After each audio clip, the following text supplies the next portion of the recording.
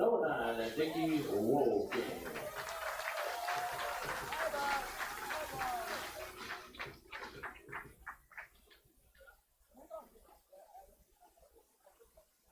That's tonight's national anthem brought to you by the Daily Advance. They proudly served Northeast of North Carolina for 109 years.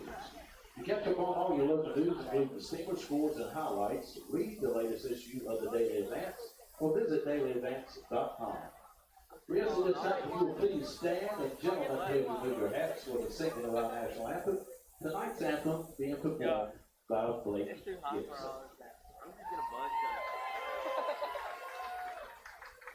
Can you see by the light? See it and light. Cross right. Bright stars through the perilous light. For the ramparts we walk were so gallantly streaming, and the bombs bursting in, they proved through the night that our flag was still there. Oh, stand on that star-spangled banner, yeah, wave for the land of the free and the home of the brave. Great job. Sorry about the technical difficulties.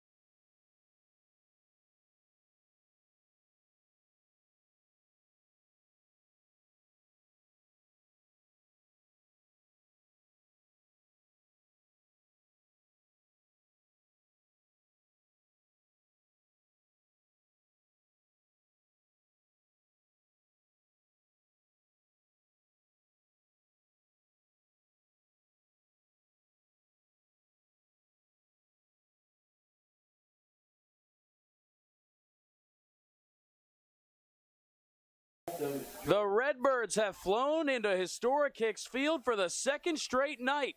After an 11-6 Steamers win last night, Norfolk is looking for some revenge. They're also looking to get back in the win column against Edenton, with the Clams having won the last 4 matchups between the teams. It's the final game between the Redbirds and the Steamers this season, and it's coming up next. Hello and welcome into this broadcast of Steamers Baseball. I'm Luke Milai, bringing you this game on the Steamers YouTube channel. Thank you to everyone joining in tonight. If you were listening a bit early, you saw Blake Gibson working the national anthem. He did a fantastic job as always.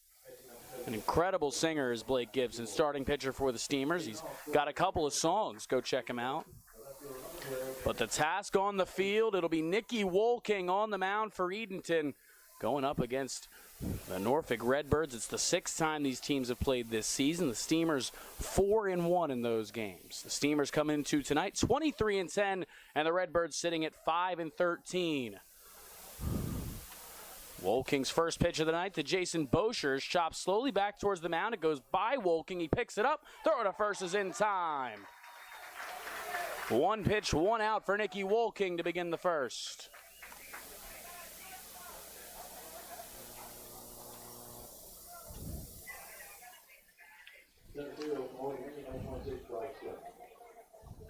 For Wolking, this is his 8th start of the season. He leads the team with Over 44 innings pitched, a 4-2 record, 4.06 ERA. He also leads the team with 41 strikeouts.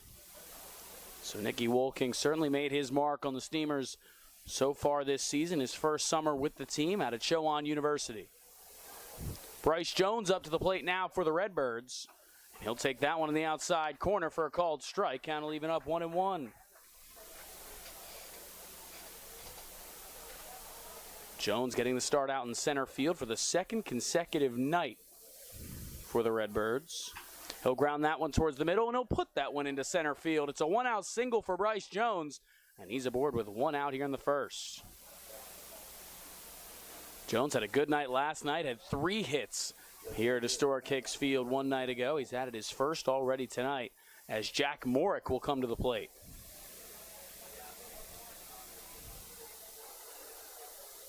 Steamers have a good track record when Nicky Wolking's on the mound. They're 5-2 in the 7 games he's started this season. As Morick will swing and miss at a pitch outside, 0-1 the count. Morick, the designated hitter tonight for the Redbirds, as Wolking moves to the stretch for the first time.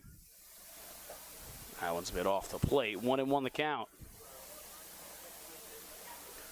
Morick only had 1 at-bat last night here in Edenton, came into the game a bit late as the designated hitter. He struck out in that bat. He also drew a walk in another plate appearance, and he'll send that one high down the left field line. Moving back is Hunter Cole. He'll look up, and that one's gone.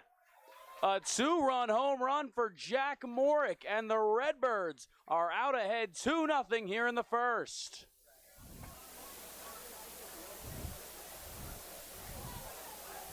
That was a shot there for Morick.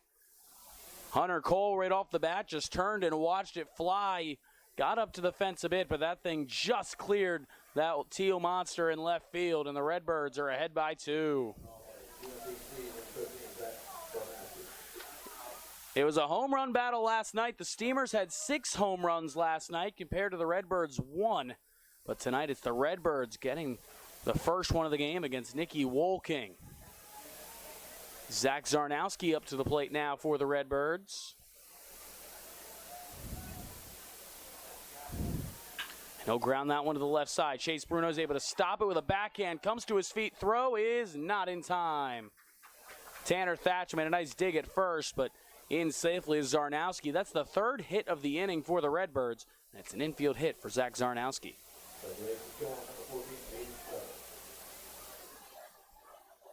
So the Redbirds have come out with a vengeance tonight. Once again, lost last night here in Edenton. They've lost 4 in a row to the Steamers.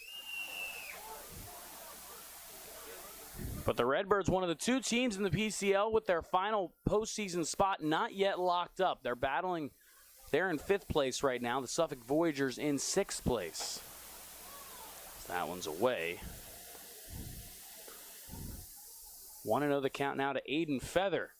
And Feather had that only home run last night for the Redbirds. A 3-run bomb late in the game. Nicky Wolking still searching for out number 2 as that one comes across for a called strike, 1-1.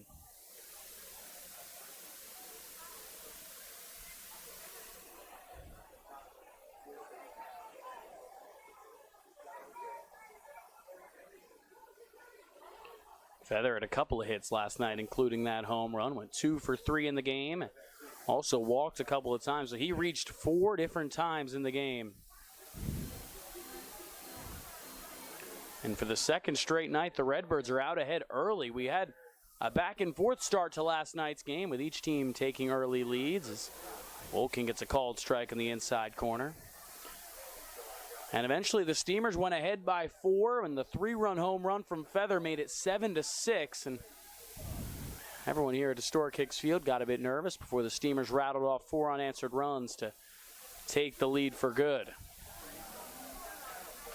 But again, the Redbirds out to a good start tonight. Maybe a little bit more familiar here in Edenton. They have 3 hits in the inning, 3-2 the count to Aiden Feather. And he'll take that one down low, ball 4. It's the first walk of the night issued by Nicky Wolking. It's the 4th different man to reach for the Redbirds here in the first.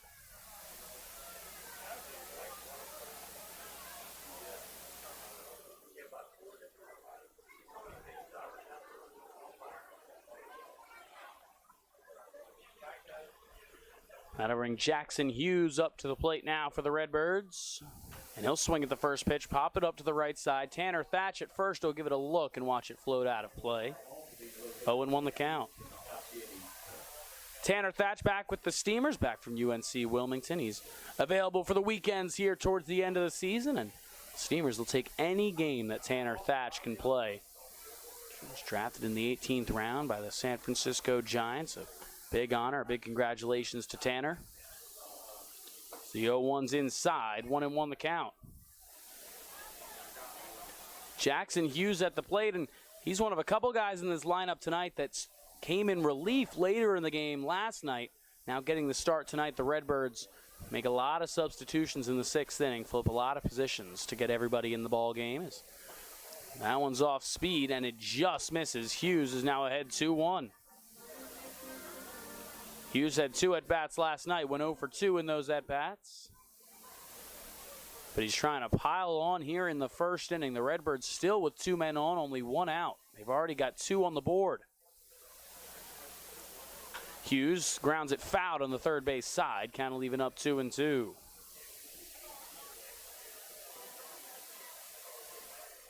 Nicky Wolking trying to settle in and get out of what's been a tough 1st inning so far. If he can get out of this, keeping the Redbirds at just 2 runs, I think that's a win for the Steamers, considering the 3 hits and the walk. 2-2 the count to Jackson Hughes, the pitch. He gets under it, pops it up first base side, foul territory. Thatch running towards the fence, and he'll make the catch up against the fence. Thatch extended his left arm out to find that fence so he wouldn't run into it. Put up his right arm and caught the ball out of the air for out number 2. A big out number 2 for Wolking. And that'll bring Trey Wright up to the plate now for the Redbirds. Wright, the 7th different hitter that Wolking has faced here in the 1st inning. That one's a bit off the plate. 1-0 the count to Wright.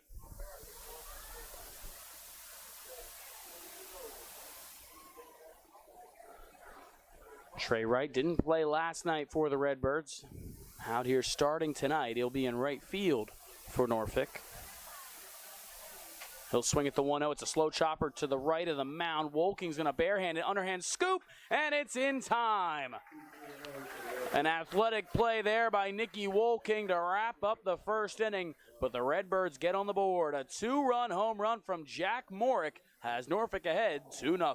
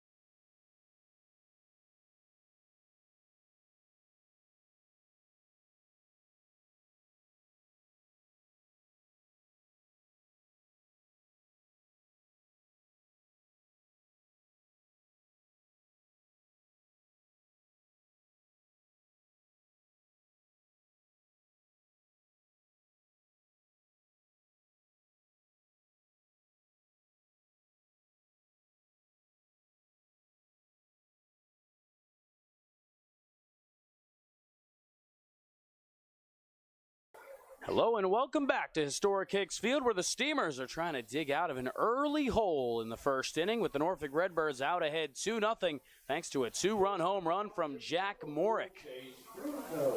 The Steamers will be facing Dylan Blazer on the mound, and it was a nightmare for Blazer the last time he was here. He got 1 out in the first inning. The Steamers scored 6 runs against him.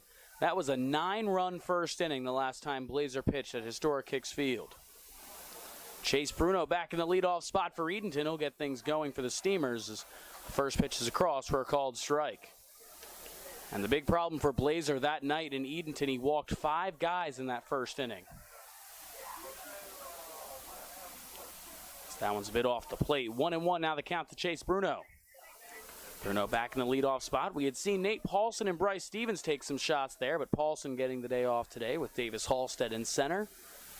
As Chase will swing and miss at that one. 1-2 the count. Neither Stevens or Paulson in the lineup, so Chase Bruno makes the return to that leadoff spot where he spent most of the beginning of the season.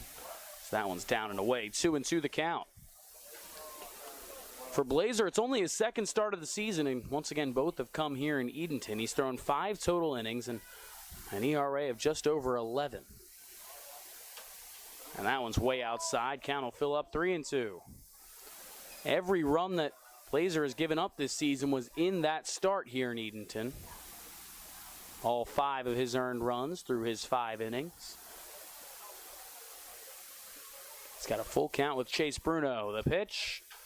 Bruno gets under it, pops it up first base side. Moving over from first is Zarnowski, and now there's a crew of players there, and it's going to fall in between all 3 of them.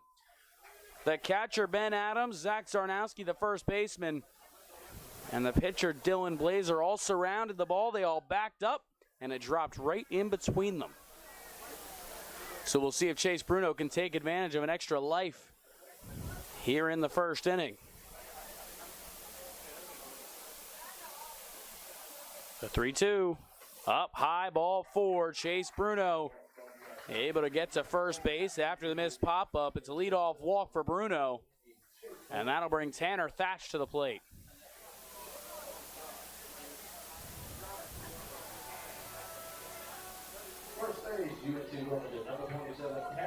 Now you'd have to imagine there's some thoughts back to that initial game against Edenton if you're a Blazer on the mound for the Redbirds. With Tanner Thatch at the plate, Thatch back with the team over at first base tonight for the Clams. He'll leave that one down low. It gets away from Adams for a moment. Chase Bruno's going to get down and snag second. So the Steamers already with a runner in scoring position with nobody out.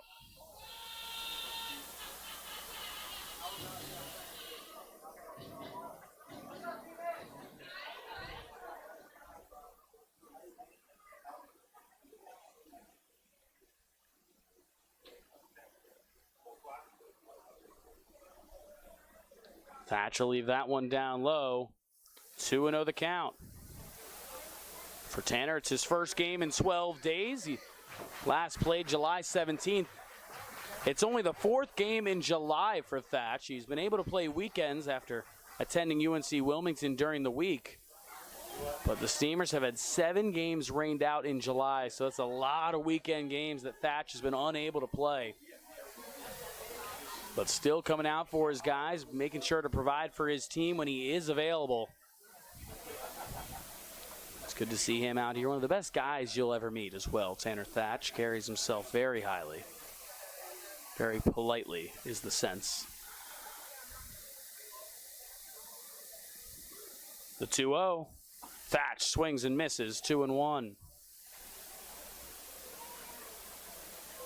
Through 19 games this season, Thatch hitting .375, a .432 on-base percentage. Despite only playing 4 games in the month of July, he leads the team with 23 runs batted in. But some guys are coming on strong with a lot of home runs being hit as of late. 3 guys have now gotten to 20 RBIs. It's Jeremiah Boyd, Chase Bruno, and Jackson Hipp, all just 3 behind Thatch. 2-1 the count to Tanner. He'll swing and slow chopper down the first base line. It'll roll foul. And the count evens up 2-2.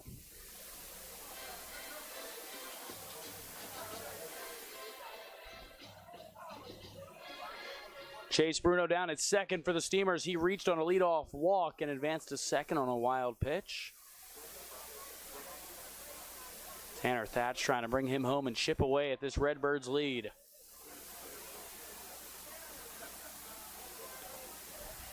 The 2-2. Thatch swings and misses. A big strikeout for Blazer, and that's out number 1 in the first. That's as many outs as he got in his last start here in Edenton.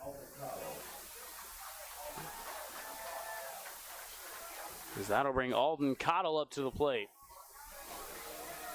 Speaking of home runs, again, the Steamers had 6 last night. Alden Cottle had his first bomb of the season in the first inning last night. So he'll take that one outside, 1-0. Cottle for the second straight night, getting the start over at second base for the Steamers. Shifted between second and third base, playing more third base this season, but has shown a good ability to play both. 1-0's up high, 2-0 the count. Alden's quietly creeped his average up. The more the season's gone on, through 26 games, he's hitting .290 with a .393 on-base percentage. He's become a guy that the Steamers need at either the top or the middle of their order. That one's down low on Cottle, 3-0 the count.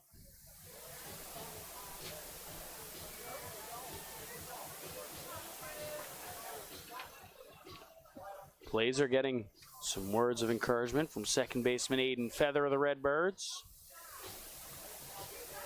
Remember, they had a couple of leads last night, but the Steamers' home runs were too much to overcome.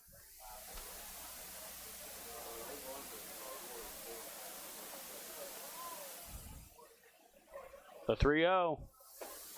And he puts one across for a called strike, 3-1. Blazers set to attend Christopher Newport University this upcoming season. Actually had a plate appearance last night. He walked his only time up in that game. But he's on the mound here tonight. The 3-1. Cottle swings into the count. It's now 3-2.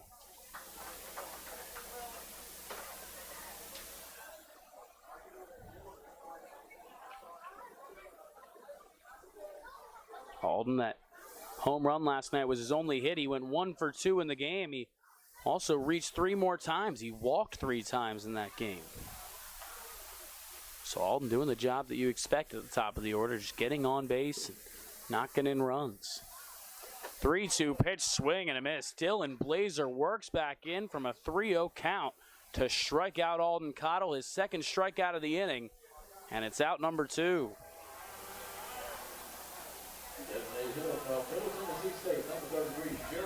That'll bring Jeremiah Boyd up to the plate. Not many people hitting better than Jeremiah Boyd right now.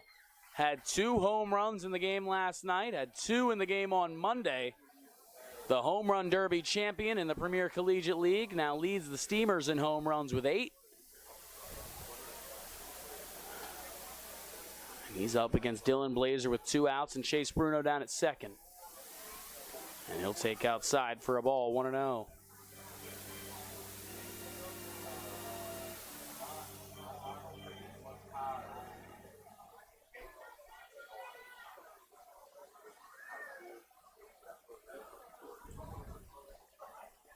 Blazer from the stretch.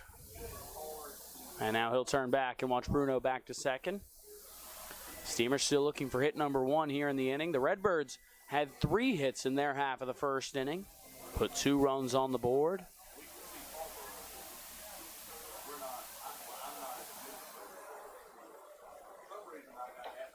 And Bruno will take, or pardon me, Boyd will take for a called strike. 1-1 the count.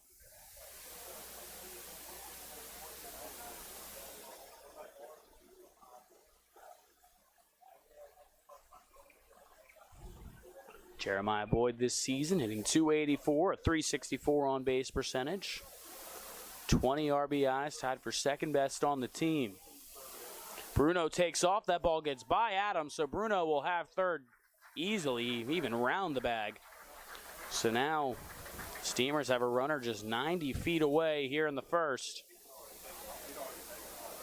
Jeremiah will look to chip away into this deficit.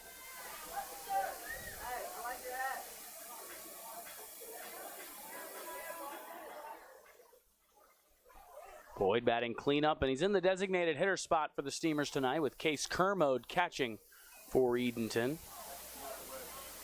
Jeremiah sends that one high in the air to left. He flips his bat. It is high, and it is off the wall.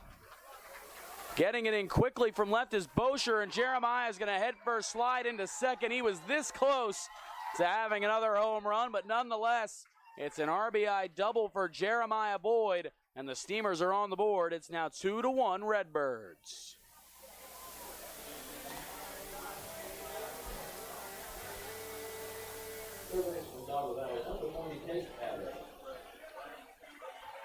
That'll bring Tate Abbott up for the first time tonight, and also for the first time, we can call him the starting third baseman.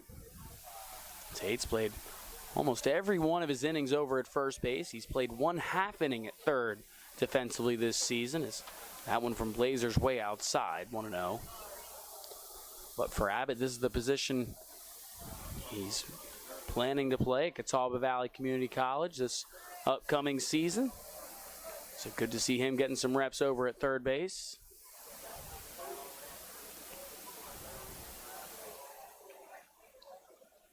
The 1-0 Tate will leave it down low, 2-0 the count. Abbott hitting .259 with a .347 on-base percentage through 27 games for the Steamers this season. This is game number 34 for Edenton as Abbott will take that one for a called strike. 2-1 the count. Steamers once again locked into the second seed in the Premier Collegiate League. The Redbirds still something to play for standings-wise. They're in 5th place right now, but a loss tonight has them in danger of being leaped by the Suffolk Voyagers, who are currently the 6th and final team in the PCL. That one's inside on Abbott. 3-1 the count. So from here on out, these games cannot change anything for the Steamers seeding-wise. It's still important to get hot going into the postseason. The Steamers will host a playoff game here on August 4th as Abbott chops that one down the first base line and foul. Sarnowski, the first baseman for the Redbirds, was darting towards the line, and it got just past him, but the first base umpire quick to signal foul ball.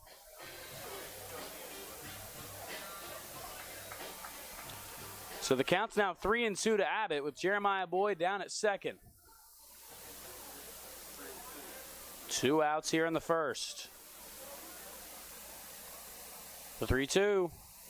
Down low, it bounced a foot before the plate, and Tate Abbott draws a 2-out walk. It's the second walk of the inning drawn by the Steamers, and they've got runners at first and second with 2 outs.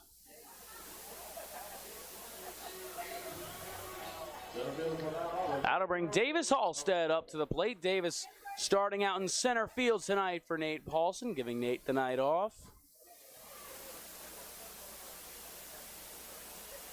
Dylan Blazer still trying to work through this first inning. He's got his team in the lead, but he's had to throw a lot of pitches so far.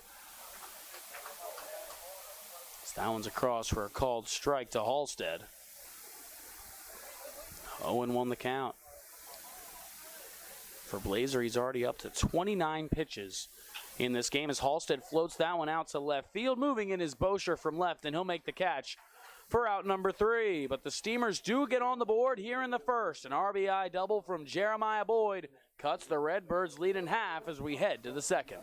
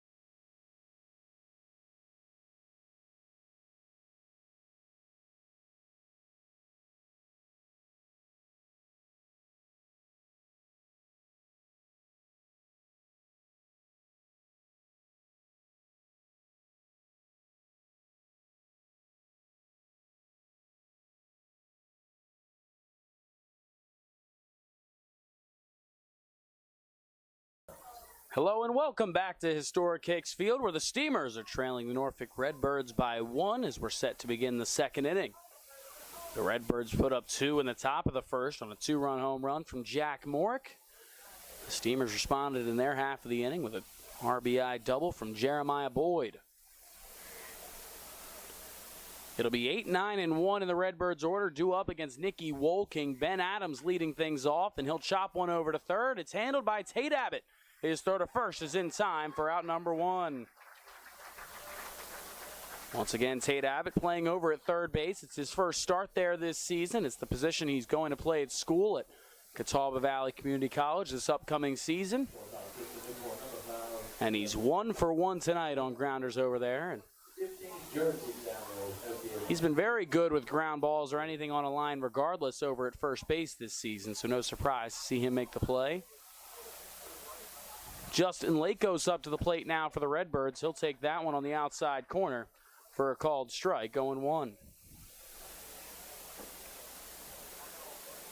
Lakos getting the start at shortstop tonight for the second consecutive game for the Redbirds, and he'll swing and miss at that one. 0-2 the count. Lakos went 1 for 3 last night, scored a couple of runs.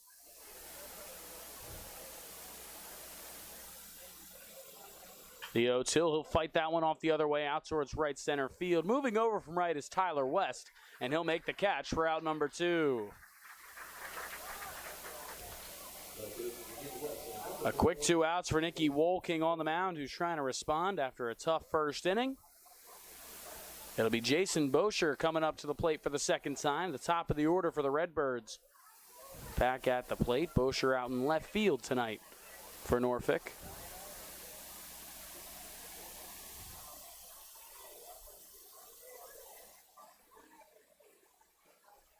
First pitch to Bosher's down low, 1-0 the count. Bosher grounded out in his only at-bat against Wolking tonight. It's one of 2 plays as that one's fouled to the right side and out of play. It's one of 2 plays that Wolking had to make with his legs tonight. He had one grounder from Bosher that went to his right. He had to move towards the third base line, pick it up, spin, and throw him out. And then the final out of the first inning went to his left, and he had to run all the way almost over to first base on his own to scoop it up and toss it for the out. That one down low to Bosher. 2-1 the count for tonight's left fielder for the Redbirds.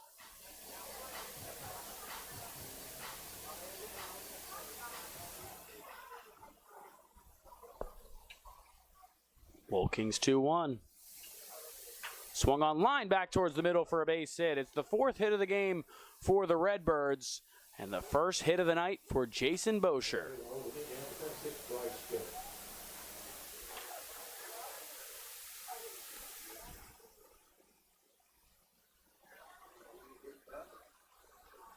And one of the men that has a hit already tonight, Bryce Jones, will come up to the plate now for the Redbirds. Jones singled his only time up back in the first, eventually came around to score on the Jack Morick home run. He's out in front. He'll foul that one back towards his dugout on the first base side. 0-1 the count.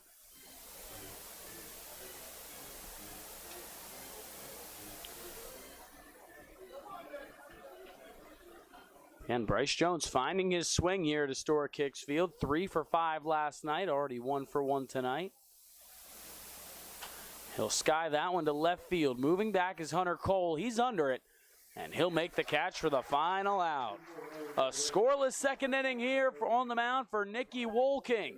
We'll head to the home half of inning number 2 here in Edenton with the Clams trailing by 1.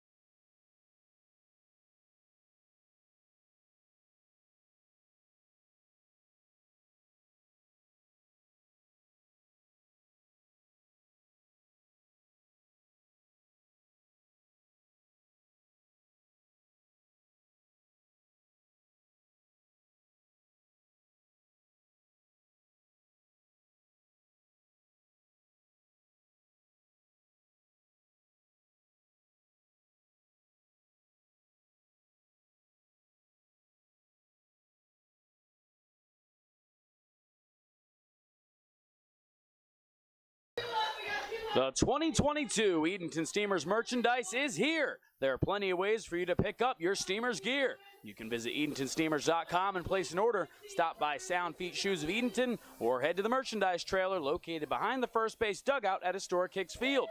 You can also pick up some of the brand new Chowan County Cantaloupes gear, but only at Historic Hicks Field. Thank you for your support and repping your Steamers gear. Hello and welcome back to this broadcast of Steamers Baseball. Thank you to everyone tuning in tonight as the Steamers take on the Norfolk Redbirds. And a special viewer in the chat already tonight, Blake Horseman. Blake, thank you so much for joining. An All-Star in 2001 for the Steamers, one of 2 All-Stars for Edenton that season. And Blake, you've got a great point, giving props to the host families and the fans. It was host family appreciation night here before the game, so all the players and their host families out on the field. It was a great sight, and you see all the people that really make all this possible. Our PA man Tommy Bass said it best. Without them, there would be no baseball here at Historic Hicks Field this summer. Hunter Cole leading things off for the Steamers in the second. He'll take outside, and the count is 1-1. Cole getting the start out in left field for the Steamers tonight, and he'll swing and ground that one to the first base side. It's going to stay fair. And Cole, a big slam of the helmet, and he's down to one knee coming out of the box.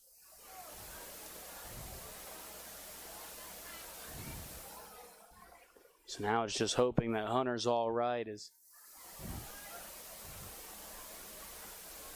a bit slow to try and walk it off. Athletic trainer Courtney Phelps over there with Hunter, trying to make sure everything's okay.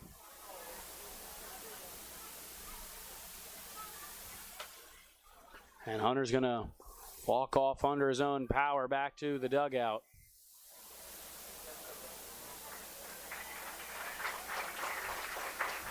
As Phelps walks next to him, but he's under his own power. That's always good. So there's a slow chopper down the line, and the play was made by Zarnowski at first.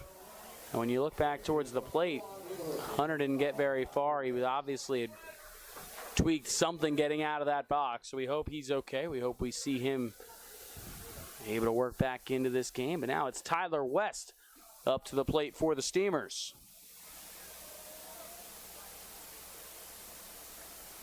West is ahead 1-0. He's out in right field tonight for the Steamers against Dylan Blazer on the mound for the Redbirds.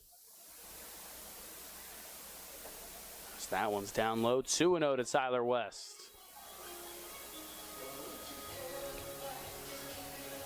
West looking to get back in the hit column. Had a hit in 3 straight games. He had a good stretch going a couple of games ago. Went 0 for 4 last night. And a hard hit ball down the third base line. It's a fair ball. Quickly over to get it is Bosher from left, and Tyler West with a single in his first at-bat tonight.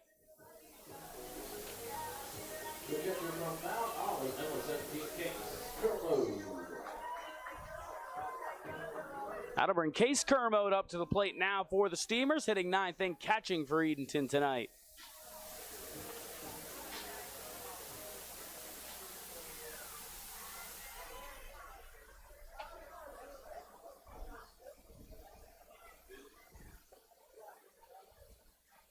West takes off. Kermode shows bunny, gets it down on the first base side.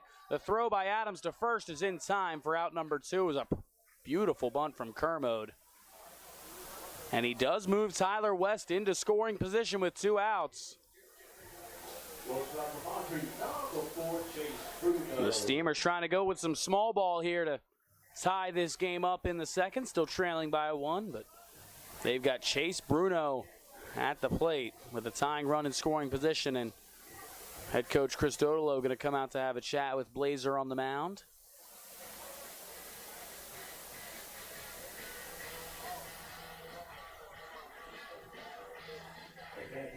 For Blazer, it's already been a much better start since the last time he was here at Historic Hicks Field. Once again, he only got 1 out that night, allowed 5 runs on 5 walks. That was the game the Steamers went ahead 9-0 in the first inning, and we had a massive rain delay, an hour and 36 minutes that night. Before we eventually resumed play, we ended up playing just 7 innings, but the Steamers went on to win that game.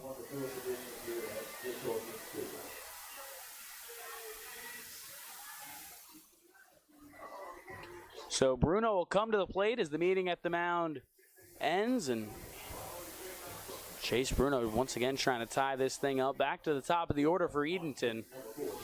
Chase Bruno back in the leadoff spot for the Clams.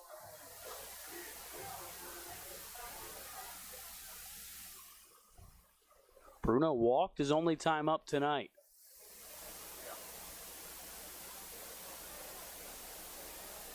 He'll swing at the first pitch and ground it into the Steamers' dugout on the third base side. 0-1 the count. For Chase, he still leads the team in hits with 45 after a couple more last night. He's got a .338 batting average, a .407 on-base percentage. And that one comes across on the outside corner for a called strike. 0-2 now to Bruno.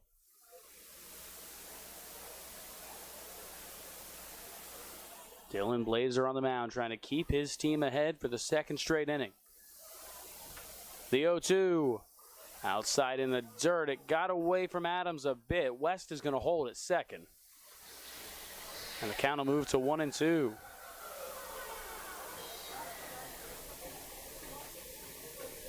The Steamers with 2 hits tonight compared to 4 for the Redbirds, who had 3 in that first inning where they put 2 runs on the board.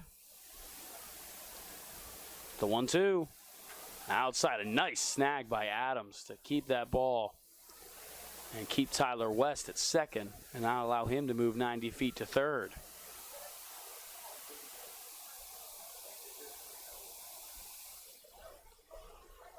So Bruno hasn't got much to hit the last 2 pitches after getting behind 0-2. Here's the 2-2. Down in the dirt, and West again thought about taking off. Adams with another nice stop behind the plate, and the count will fill up 3-2.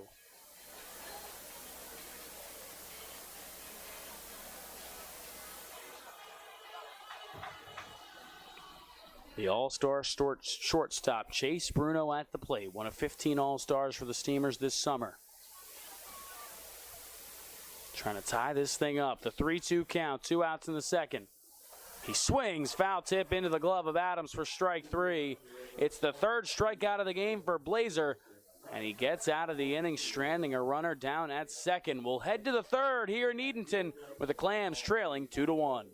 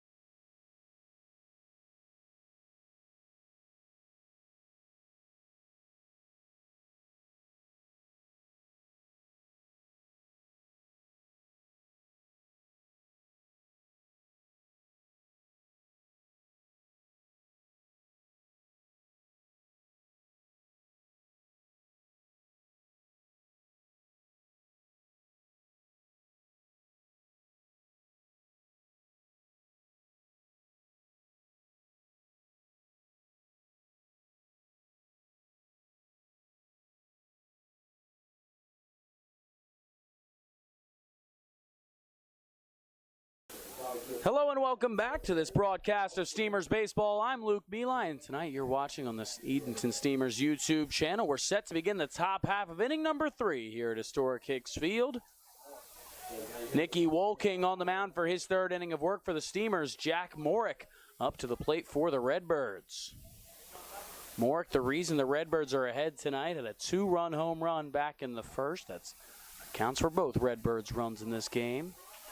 He'll get under that one, pop it up behind the plate towards the Redbirds dugout. Case Kermode from behind the plate's going to range over to make the catch for out number 1.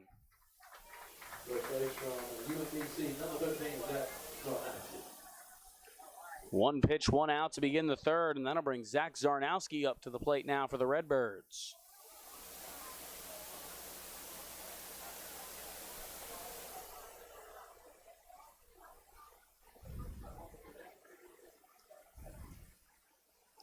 And he'll leave the first pitch down and in for a ball, 1-0. So Nicky Wolking on the mound. He settled in after that first inning where he gave up a couple of runs and 3 hits. Only 1 hit allowed since then. As Zarnowski grounds it to third, and it goes just by Tate Abbott over at the bag. And Hunter Cole's going to come in to make the play from left field. And it's a single for Zach Zarnowski, his second hit of the night. And the Redbirds have a man on with just 1 out.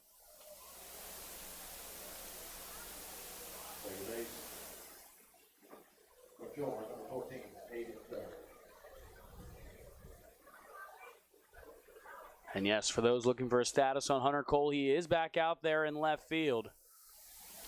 Limped off after a swing and a ground out over to first base. Barely made it out of the first base batter's box. But he's back out there in left. He looked pretty good getting over to that ball. As the count's now 1-0 to Aiden Feather.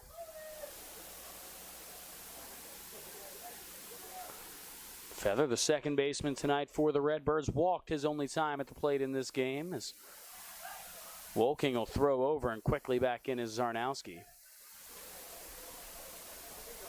Steamers, they do a good job of not getting stolen on, but some of those pickoffs work. The Steamers have picked off 8 runners this season. You don't see that too often, and the staff as a whole has been very good. Wolking's pitch floats outside, 1-0 the count.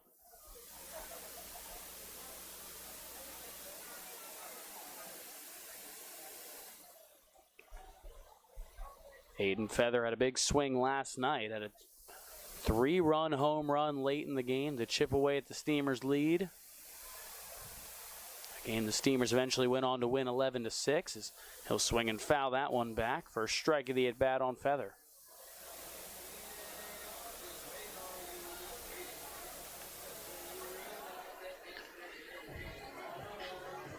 Feather named an All-Star this season for the Premier Collegiate League, one of 8 All-Stars for the Norfolk Redbirds this season. The Steamers had 15. These guys played on separate teams. The North All-Stars with the 4 teams from Virginia, and against the South All-Stars with Edenton and Tarboro making up the South team. That one's up and away. We missed a pitch. 3-1 the count. Now to Feather.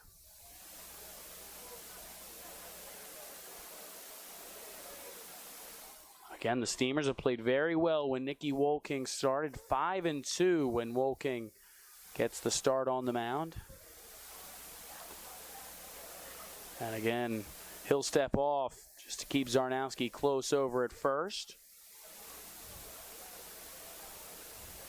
For Wolking, it's his first start at home in 18 days. He hasn't pitched at historic Hicks Field in a start since July 11th, as that one's ripped into left field for a base hit for Feather. Back-to-back singles for the Redbirds. They've got runners at first and second with just 1 out. It's the second time that Feather's reached tonight. It's the 5th hit of the game for Norfolk.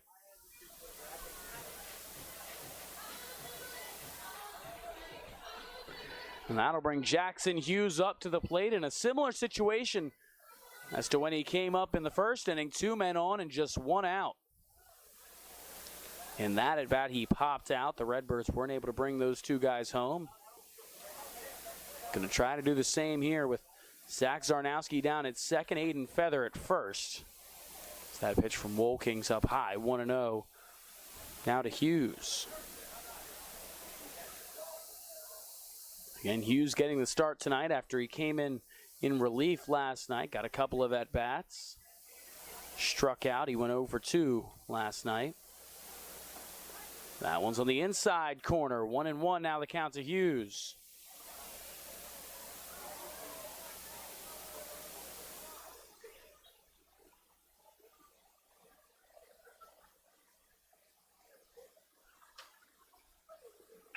He'll send that one high out towards left field. Moving back is Hunter Cole towards the track. He's going to make the running catch up against the fence for out number 2. Hunter Cole's legs looking fine on that play. He gets out number 2 here in the 3rd.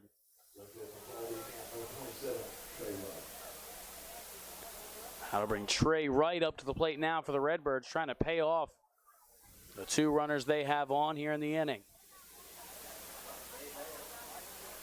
Lefty on lefty matchup with Wolking and Wright. That one's outside, 1-0. Trey Wright grounded out his first time up against Wolking back in the 1st. He was the 7th batter that Nicky had to face in that 1st inning, but again has settled in since. Trying to keep the deficit at just 1 for the Steamers. 1-0, this one gets him right in the back, and the bases are loaded for the Redbirds. It's the first time that Wright has reached tonight. And a big opportunity now for Ben Adams, who will come up to the plate with the bases loaded.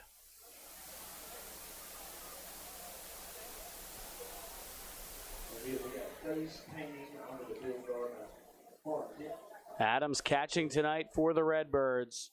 Has Zach Zarnowski down at 3rd, Aiden Feather at 2nd, and now Trey Wright at 1st.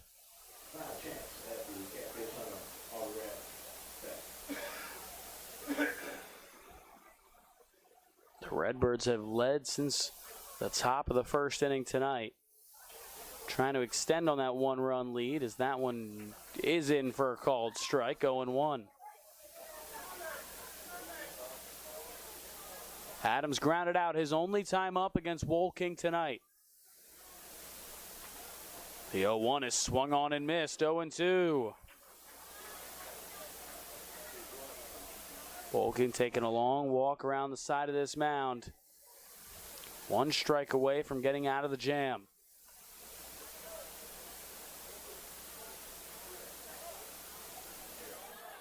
And now Case Kermode will head out to have a chat with Wolking.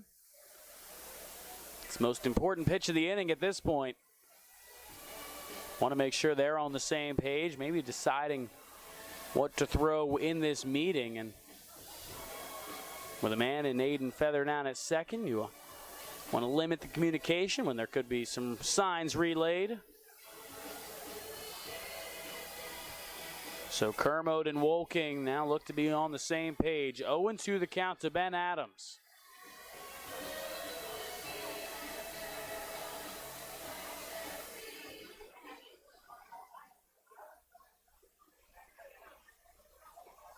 The 0-2 swung on, just got a piece of it, fouls it back. And the count will remain 0-2.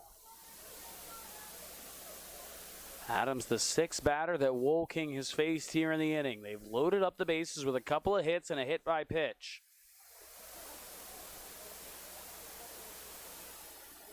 The 0-2 again. Down low, bounce before the plate, stopped by Kermode. The count moves to 1-2.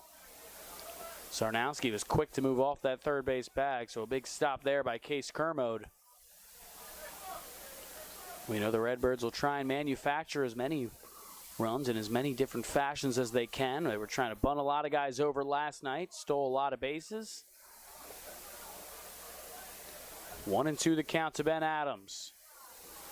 Down, it gets between the legs of Kermode. It gets away, and Zarnowski is going to come in to score, and the Redbirds extend the lead back to 2. It's 3-1 Norfolk.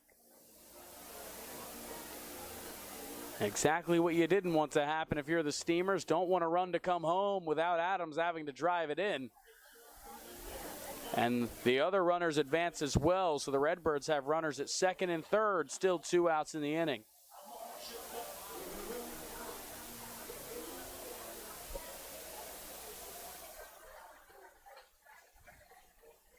Wolking set. The 2-2.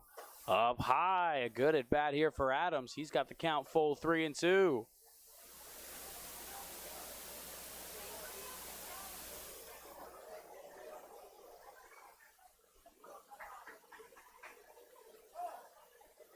Now Adams will call time, make Wolking think about this pitch a little bit longer. He doesn't even move from his stance on the mound, bending over, the left arm hanging down. He's ready to go.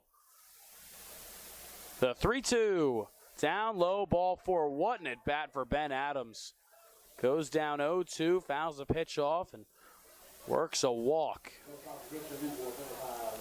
It's the second walk of the game issued by Wolking, and the bases are now reloaded for the Redbirds as Justin Lakos is up to the plate.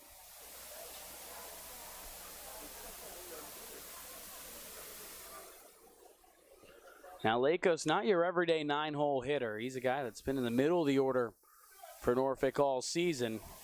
Went 1 for 3 last night, also walked in the game. But he takes a called strike and an all-speed pitch there from Wolking. 0-1 the count. Lakos is 0 for 1 tonight. He flew out his only time at the plate.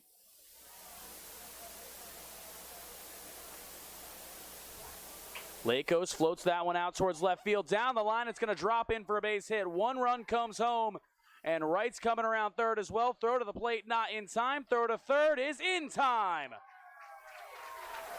So they get Ben Adams trying to go from first to third on the play, but it's a 2-run single for Justin Lakos. The Redbirds put 3 more on the board in the inning. It is a 5-1 Norfolk lead as we head to the home half of inning number 3.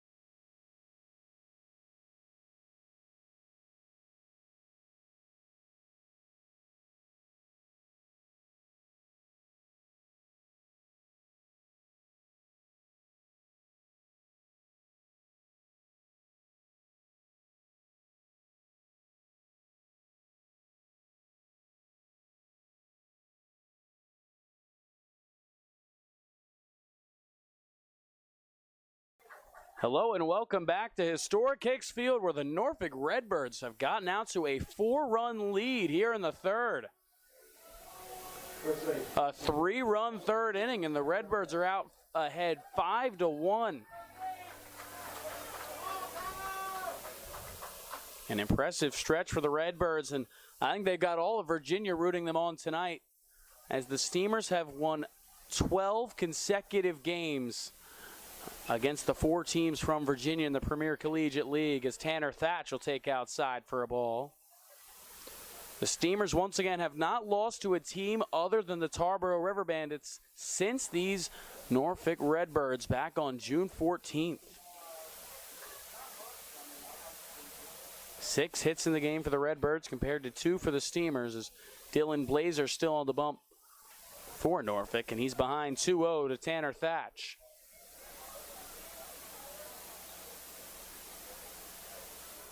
2-0 the count to Tanner. He struck out his only time up against Blazer tonight. He'll take that one outside. 3-0 the count. So the Steamers, we'll see if they have the same success with the long ball tonight. The Steamers had 10 hits last night. 6 of them were for home runs. As Thatch will take that one down low. He works a leadoff 4-pitch walk, and he's aboard with nobody out. It's the third walk of the night issued by Dylan Blazer, and that'll bring Alden Cottle up to the plate. So we'll see if the Steamers can get some men aboard and try and chip away at this deficit. The largest lead the Steamers have come back from to win a game was 4. They trailed by 4 to the Virginia Beach Sea Dogs last week, and they came back to win that game. They trailed 4-0 in that one. The Steamers scored 12 unanswered runs and won the game 12-5. It was back on July 20th, 9 days ago, here at historic Hicks Field. So it's Alden Cottle up for the Steamers. He'll send that one high on the right field line. Moving over is the right fielder Wright, and he'll watch that one trail foul. 1-1 the count.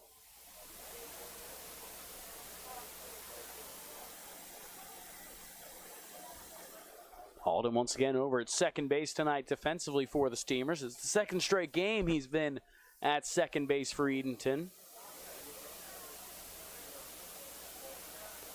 He'll swing at the 1-1 and foul it to the right side and out of play again. 1-2 the count. Got to give a lot of credit to Dylan Blazer on the mound tonight. After the nightmare start he had here at historic Hicks Field a month ago, he's thrown 2 innings, allowed just 1 run, and struck out 3. He's allowed a couple of hits and 3 walks along the way. As Alden Cottle sends that one high out towards center field. Moving in is Bryce Jones to make the catch for out number 1.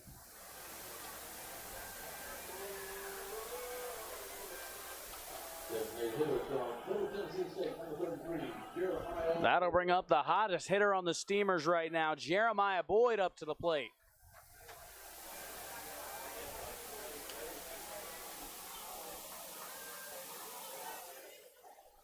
Boyd with a pair of home runs last night, a pair of home runs on Monday. He's already continued the big swings tonight, had an RBI double back in the first inning, and that was a ball that hit the top of the wall in left field. And he fouls that one straight back. With the look he gave, I think he feels like he might have missed that one. As the count's now 0-1.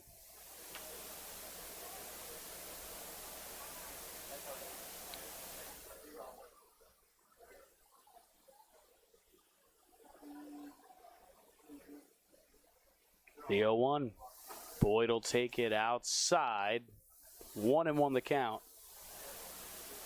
So Jeremiah, with this flurry of runs batted in and home runs, he now leads the team in home runs with 8. And he's now in second on the team with 21 runs batted in, just behind Tanner Thatch, who has 23. Thatch over at first base right now. He reached with a walk. And Jeremiah takes another ball in the dirt. 2-1 the count.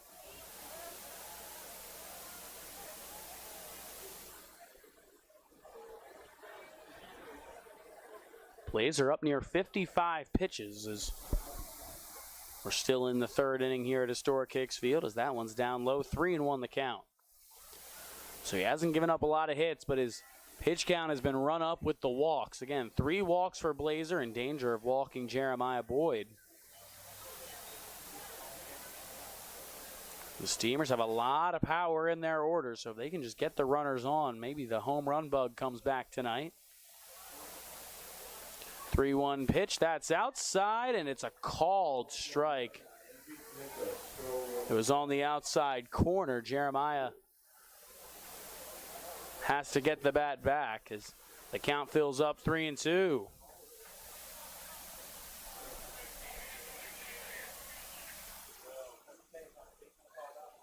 So the count's full on Jeremiah Boyd with Dylan Blazer with 1 out here in the third. Steamers trailing by 4. Boyd pokes that one out towards right field, and it's going to be right at the right fielder, Trey Wright. It's a line out for Jeremiah Boyd, and it's out number 2 here in the third.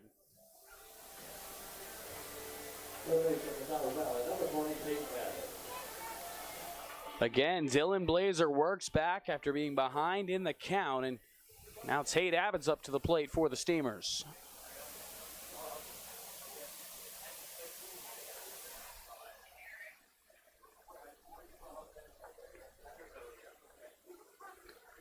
Abbott up for the second time tonight. He'll take that one for a called strike. 0-1 the count.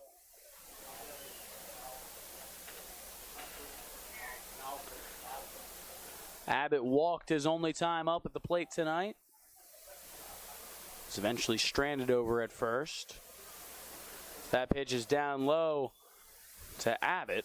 1-1 the count.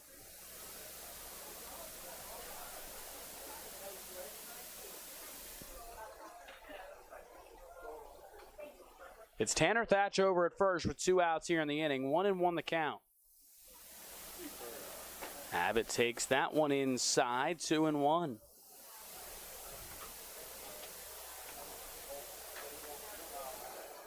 For Tate, he had a good night last night. Went 2 for 5 at a 3-run double in the 8th inning to really put the Steamers out of reach.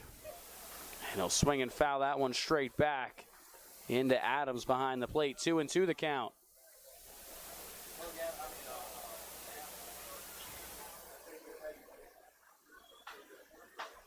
Again, 4 runs is the largest deficit the Steamers have trailed this season in a game they've come back to win. So it's still certainly within reach tonight.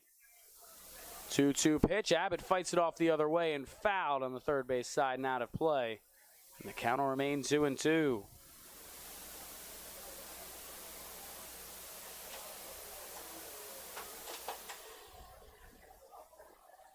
Blazer now up to 62 pitches in this game. Steamers running the pitch count up, but don't have the hits to show for it as Abbott lines that one high out to center field. Moving back is Jones. He looks up, and that ball is gone. A 2-run home run for Tate Abbott to cut the lead in half. It's a 5-3 ball game. It's his 4th home run of the season. And the Steamers respond here in their half of the 3rd.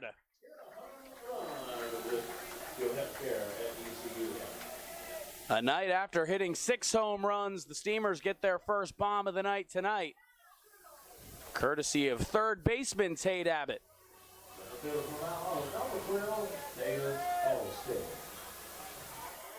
Davis Halstead up to the plate now with 2 outs in the 3rd.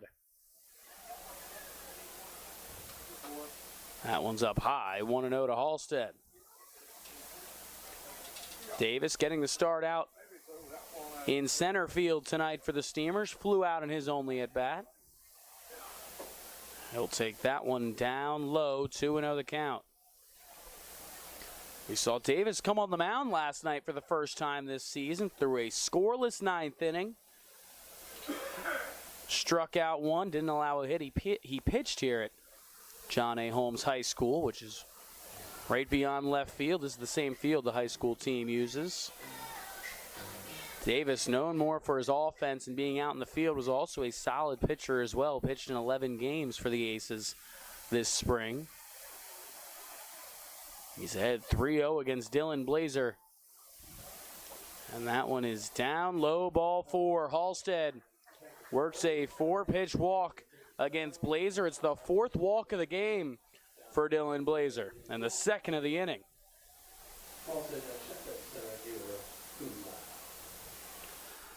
So now again, the middle infielders going to have a chat with Dylan Blazer, shortstop Justin Lakos, and second baseman Aiden Feather. And now we'll have a full convergence at the mound with head coach Chris Dodolo heading out to talk with his pitcher. There is some throwing going on in the Redbirds bullpen down that right field line. We'll see how much longer they give Blazer. Again, he's now up at 66 pitches in this game. He's walked a couple in the inning, allowed a 2-run home run. His team put up 3 runs in the top of the 3rd, a 4-run lead for the Redbirds. But Tate Abbott cut that in half with a 2-run bomb, and now Hunter Cole is set to come back to the plate as Dodolo is happy with his pitcher. He'll leave Dylan Blazer on the mound. So Hunter Cole, good to see him back in the box in this at-bat. On his ground out back in the 2nd inning, he took a fall getting out of the box. He limped back over to the dugout. But he seems good to go now. We saw him back in the field. He's got a runner over at first and 2 outs in the inning. Cole will take that one outside, 1-0.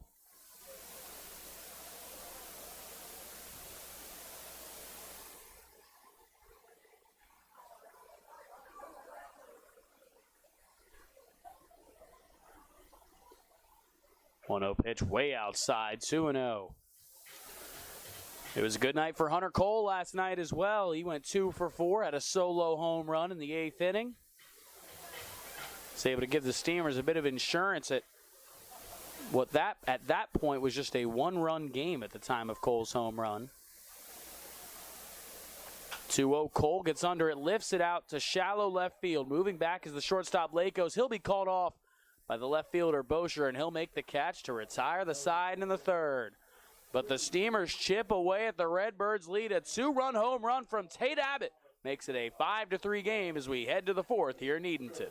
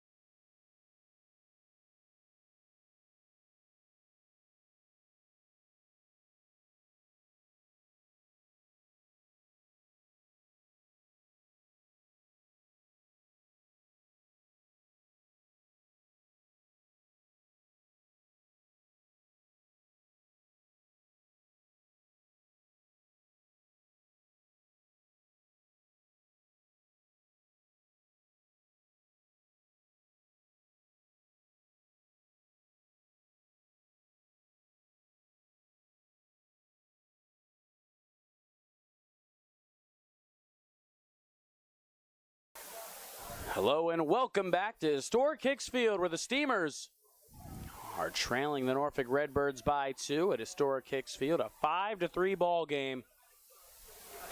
As Nicky Wolking's back on the mound for his 4th inning of work, the Redbirds are back to the top of the order for the 3rd time. Jason Bosher up to the plate for Norfolk. He'll take the first pitch outside from Wolking. He's ahead 1-0. Bosher, the left fielder tonight for the Redbirds, 1 for 2 in this game. As he'll take that one for a called strike, 1-1. He singled back in the 2nd inning, eventually was stranded on the bases in that inning. As Wolking leaves that one outside, 2-1.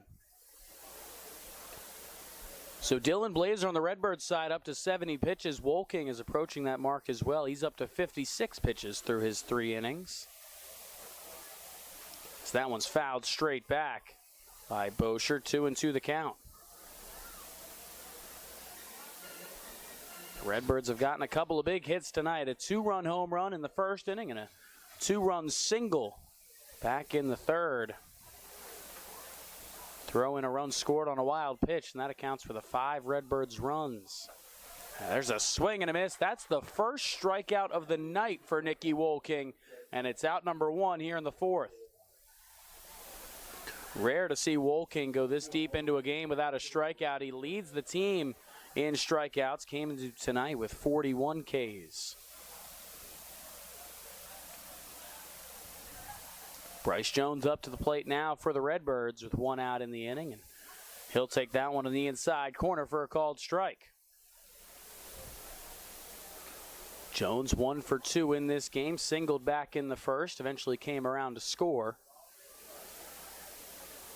He'll foul that one straight back, quickly 0-2.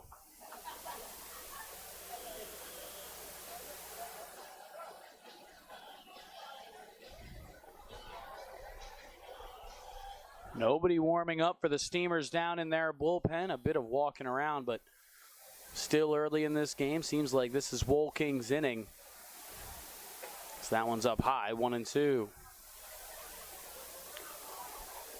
Have some visitors from Chowan University here in the crowd tonight. And it's where Nicky and right fielder tonight, Tyler West, attends school, as that one's hit the opposite way by Jones to left field. Hunter Cole's under it, and he'll make the catch about a step in front of the warning track for out number 2.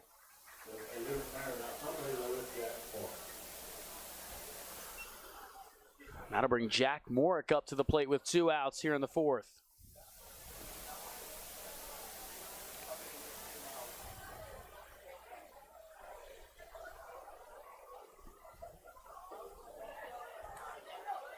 First pitch to Morick.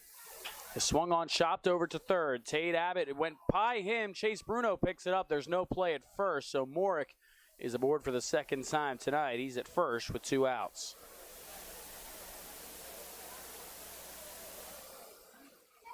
It's the second error of the night for the Steamers defense. That'll bring Zach Zarnowski up to the plate with 2 outs.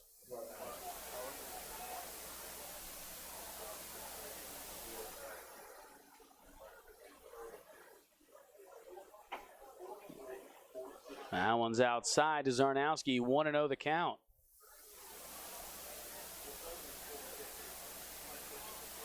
Zarnowski, the only Redbird with multiple hits in this game. He's 2 for 2. And he came around to score both times he reached in this game.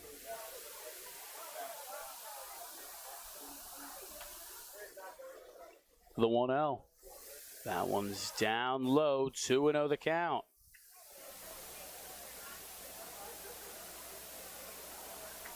Nicky's been almost even with balls and strikes. 65 pitches, 38 of them have been for strikes. 27 balls. The 2-0. That one inside on Zarnowski. 3-0 the count.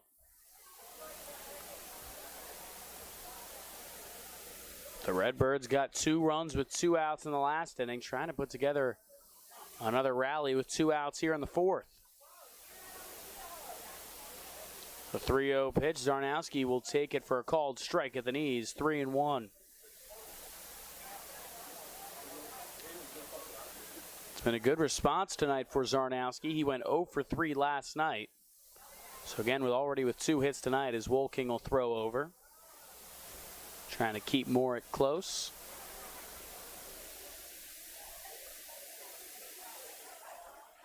Wolking's ready from the stretch. The 3-1. Down low, ball 4. So Zarnowski reaches for the 3rd time tonight. That's the 3rd walk for Nicky Wolking on the mound. And the Redbirds once again have 2 aboard with 2 outs.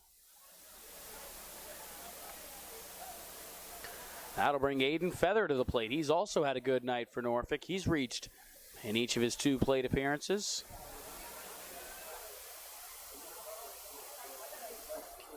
Feather walked back in the 1st, and he singled in the 3rd, and he came around to score on that 3rd inning hit. So that first pitch is across for a called strike, 0-1. Feather, it's been a good couple of nights for him. Had the 3-run home run last night with a couple of hits. Reached 4 times overall last night. He'll swing and pop up that one to the right side and over the fence out of play. 0-2 the count. So Wolking 1 strike away here in the 4th from keeping the Steamers deficit at just 2.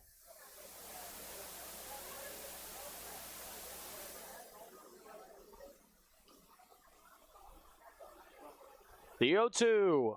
Swing and a miss. Nicky Wolking.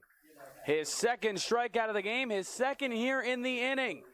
He strands 2 Redbirds on the bases, and we'll head to the home half of inning number 4 with the Steamers trailing by 2.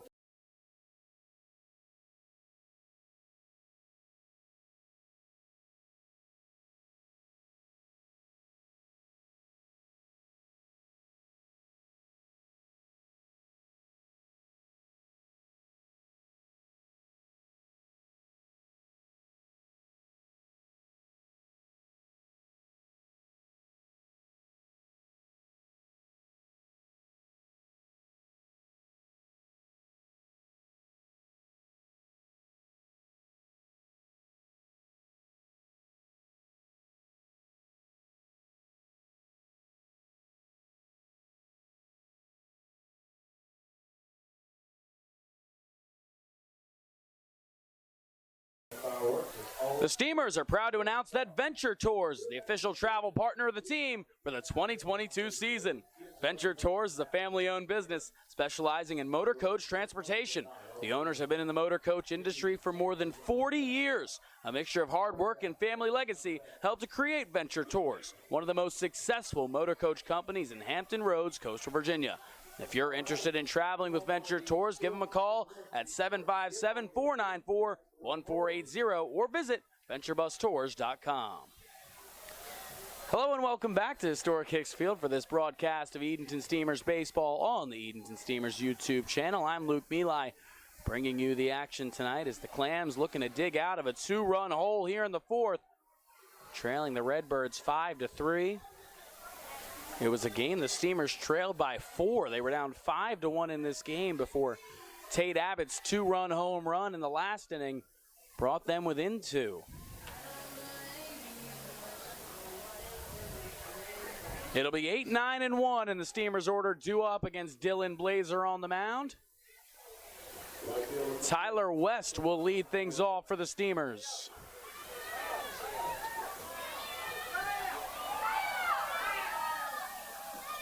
West singled in his only at-bat tonight against Blazer. And he'll take that one a bit low, 1-0 the count.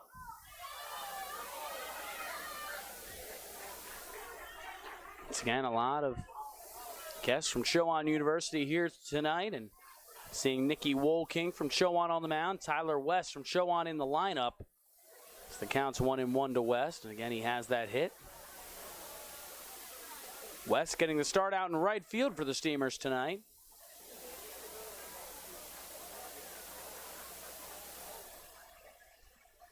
As he'll take that one on the outside corner for a called strike, 1-2 to West. Again, Dylan Blazer on the mound, up over 74 pitches in this game. Scattered a lot of base runners to keep his team ahead, as that one's a bit outside. 2-2 now to Tyler West. West hitting 167 this season, a .231 on base percentage. Leading off here in the fourth for Edenton with the count 2-2. That's down near his feet. Count will fill up 3-2.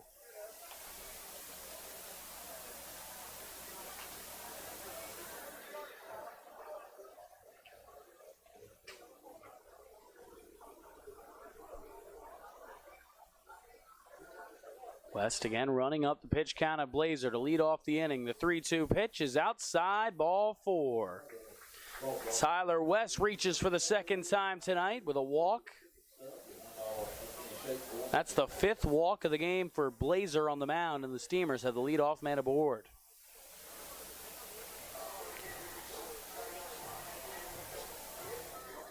The Redbirds have had a man warming up down in the bullpen down that right field line for about the last couple of innings, and they've continued to ride with Dylan Blazer. He's only allowed 3 hits. It's those 5 walks which have really put the Redbirds in tough situations defensively.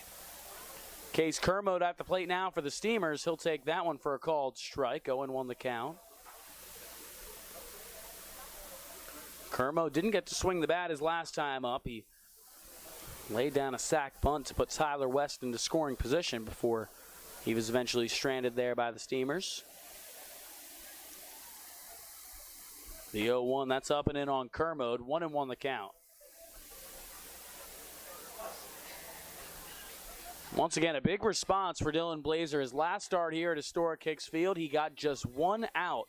Allowed 6 runs in the first inning. The Steamers went on to win that one big, so a lot of props to him for his start tonight. He'll throw over on Tyler West to keep him close.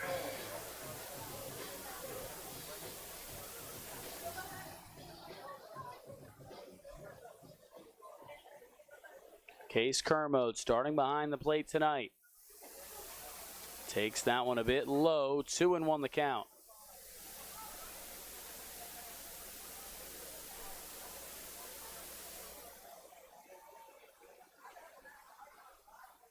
Case didn't play last night. He last played on Wednesday, went 0 for 4 in that game. As West is back in safely. His last hit came a couple of games ago on July 21st against the Tarboro River Bandits.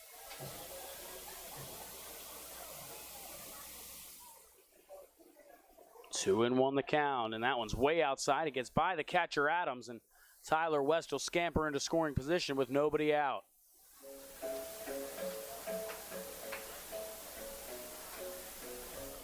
It's been a real tough time finding the zone for Dylan Blazer on the mound.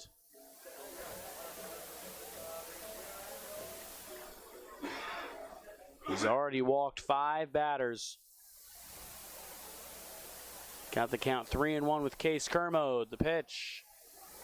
That one comes across for a called strike, 3-2. Blazer, just like Nicky Wolking, nearly identical with balls and strikes. He's actually thrown more balls than strikes. He's got 36 pitches in there for strikes and 42 for balls. So that one's outside, ball 4, 43rd ball of the night for Blazer. And that's the 6th walk of the game drawn by the Steamers. 2 walks here to begin the 4th, and the top of the order coming back up.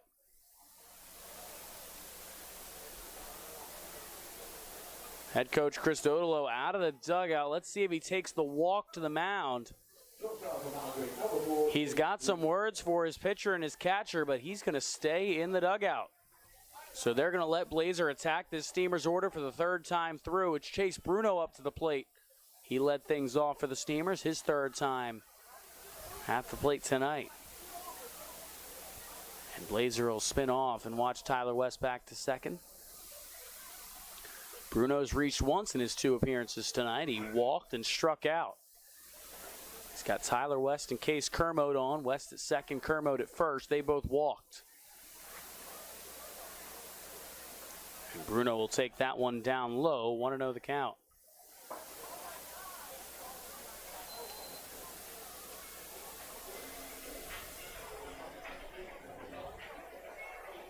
Chase on a good stretch as of late. He's got a home run in 2 consecutive games. Not known as a power guy, but he's made good contact the last couple of nights. As he'll ground that one with some good contact into left field for a hit. West is rounding third. He's heading for the plate. Here's the throw from Bosher. That's cut off. And Tyler West comes in to score.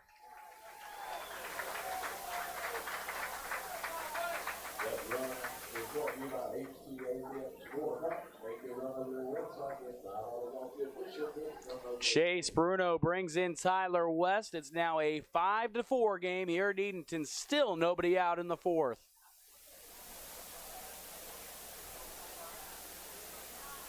Got right by Hughes over at third. And that's going to do it for Dylan Blazer on the mound. So the Steamers continue to chip away at the Redbirds' lead. It's now a 1-run game here at Historic Hicks Field.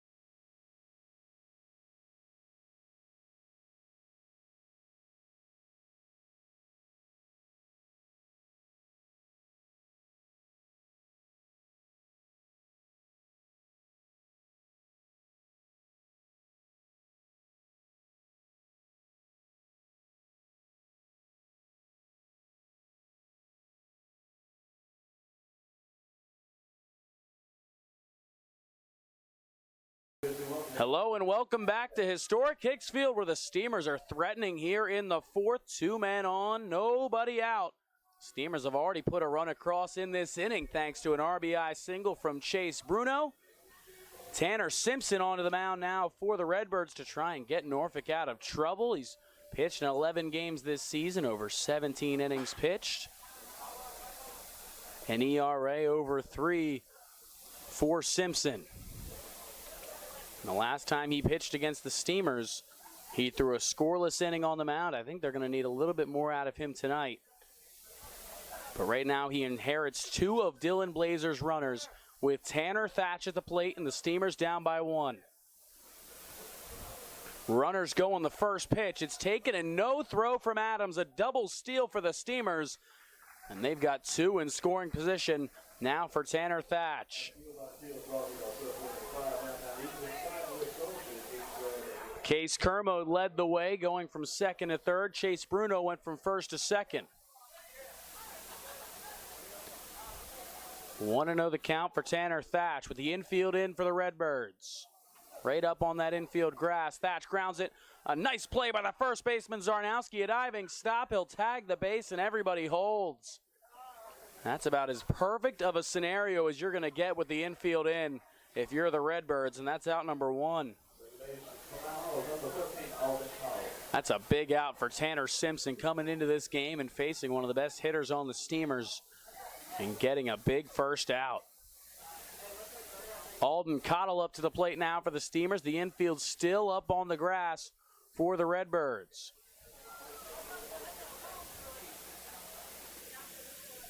Cottle leaves that pitch. A nice stop on a ball in the dirt by Ben Adams behind the plate.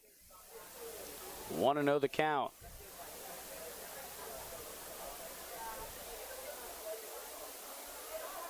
Alden Cottle's 0 for 2 in this game. He's got a strikeout and a flyout tonight, but he's got 2 in scoring position with just 1 out. He'll send that one high in the air out to left field. Moving back is Bosher to the wall, and it is gone!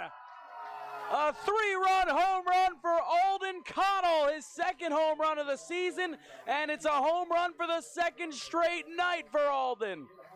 4 runs in the inning, and the Steamers now lead it 7-5.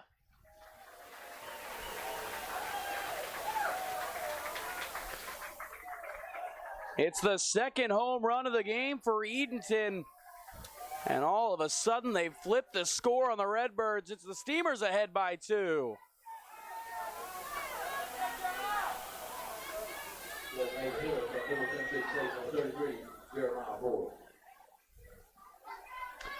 Jeremiah Boyd set to come up to the plate. It looks like the door out in left center field opened up. So Jason Bosher, the left fielder for the Redbirds, over there to shut it and get us back underway. The wind blowing hard out in that direction.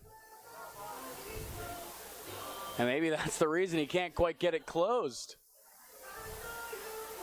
And it looks like Bosher got the job done, just as the Steamers are getting the job done offensively. Again, 4 runs in the inning, now 2 home runs in the game after they had 6 home runs last night. And Alden Cottle again for the second straight night, he's got a home run. Jeremiah Boyd up to the plate now for the Steamers. That one's down, and it hit him in the foot. Jeremiah's going to reach for the second time tonight, and he feels it all the way there. And the Steamers continue to push here in the 4th.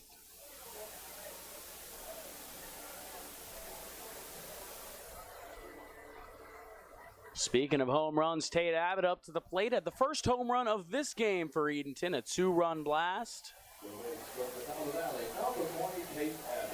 The Steamers' offense just keeps chugging along against Redbirds pitching. Total 11 runs last night against Norfolk. They've also had games with 16 runs and 7 runs against the Redbirds this season. So they've been able to put up runs in bunches against the Redbirds. Abbott's reached twice tonight, had the home run and a walk. He'll send that one the other way out into left center field. That's going to drop for a hit. Boyd is around second, heading for third. It rolls all the way to the wall. They're going to send Jeremiah home. And there's no throw to the plate as Boyd slides in safely. An RBI double for Tate Abbott. He continues to produce for the Steamers. It's the third run he's knocked in tonight, and the Steamers now lead it 8-5. That's the fifth run of the inning for the Steamers. Still just one out recorded by the Redbirds as Davis Halstead comes to the plate.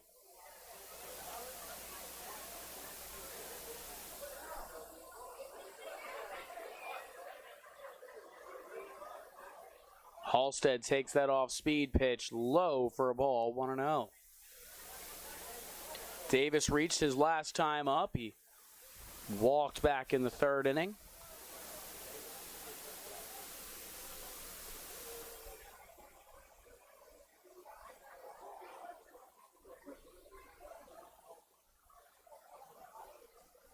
And Simpson will step off to count 1-0. So Tanner Simpson, remember, he did inherit two of the runners from Dylan Blazer. As the throwback to second nearly goes into center field, it's knocked down by the second baseman Aiden Feather. So Abbott has to hold. So it's 6 total runs now on the board against Dylan Blazer and 2 against Tanner Simpson.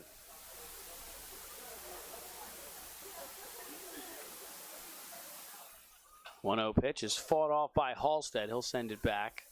The count will even up 1-1. So the last time Blazer was here, he allowed 6 runs.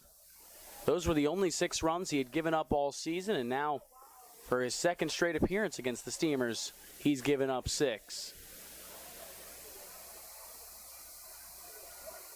The 1-1. That one's on the inside corner to Halstead. 1-2 the count.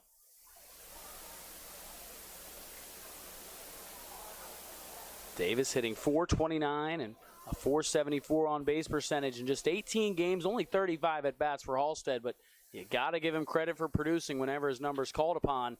As he laces that one out to center field, it's going to be caught on the run by Bryce Jones in center field for out number 2.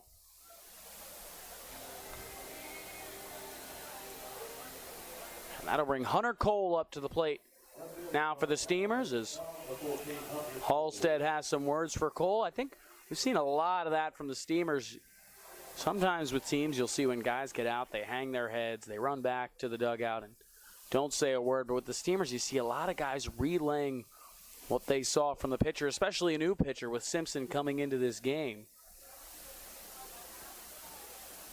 And Cole, a big swing and a miss on the first pitch he saw, 0-1 the count.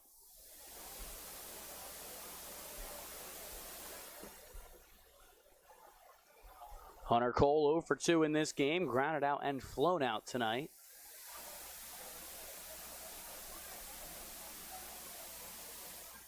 He'll slowly chop that one over to the first base side. Moving in his Feather to grab it. His underhand scoop is not in time. Simpson went to cover the bag, and Hunter Cole beat everybody there. And the inning will continue on. The Steamers have runners at the corners now with 2 outs. It's an infield hit for Hunter Cole, his first hit of the night, as Tyler West is up to the plate. West led off this inning with a walk, so the Steamers have batted around in the inning.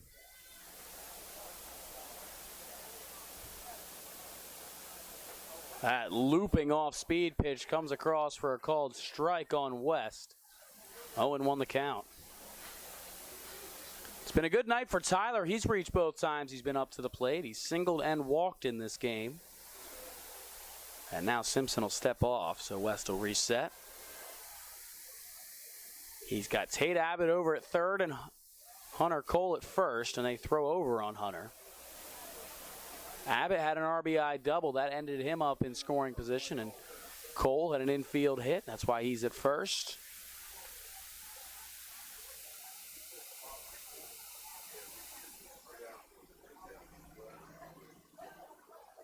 1-1 pitch down low. Hunter Cole is going to snag a base on the way there. It's a 2-1 count. Now to West, and the Steamers with 2 in scoring position.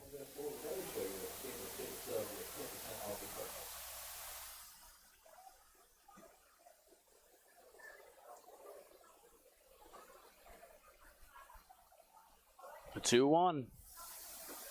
West takes it a bit inside. 3-1 the count.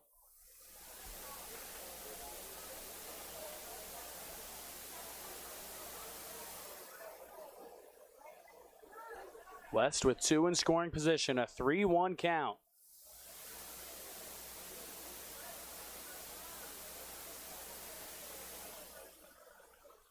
And he'll take that one down low, ball 4. Tyler West has reached for the 3rd time. Pardon me, folks. That is ball 3. So now the count 3-1 to Tyler West.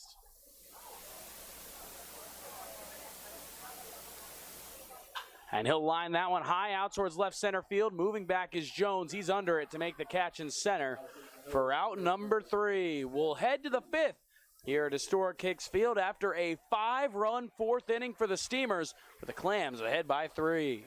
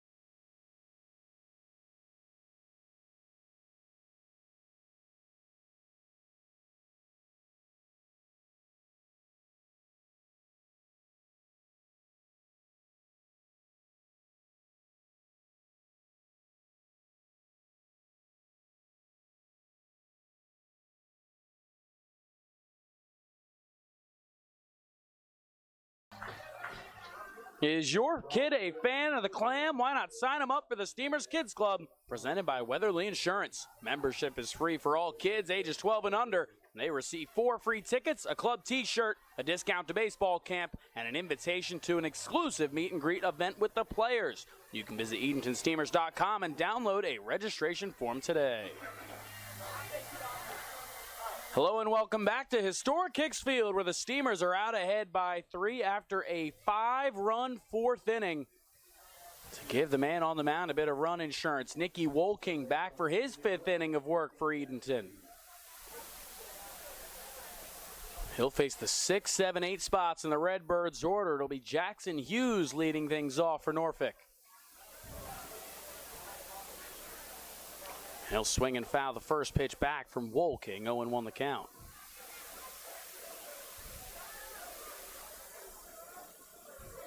For Nicky tonight, he's allowed 5 runs on 6 Redbirds hits. Only 2 of those runs have been earned against Wolking. The Steamers with a couple of errors as that one's fouled away. 0-2 the count. Wolking only at 74 pitches, though, so he certainly has the stamina and the pitch count to go more. We've seen him pitch up into the 90s this season. The 0-2 pitch up high. 1-2 the count. Again, Jackson Hughes at the plate. He's 0 for 2 tonight. He's popped out and flown out in his 2 ABs. And he'll swing and miss at that one. Strikeout number 3 for Wolking, and out number 1 here in the 5th.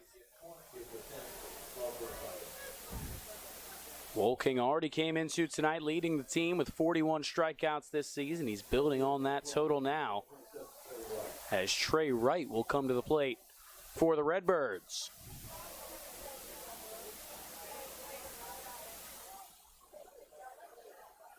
Wright will swing at the first pitch and ground it over to second. Alden Cottle's got it. His throw to first in time for out number 2. A quick couple of outs to begin the 5th, and that'll bring Ben Adams up to the plate.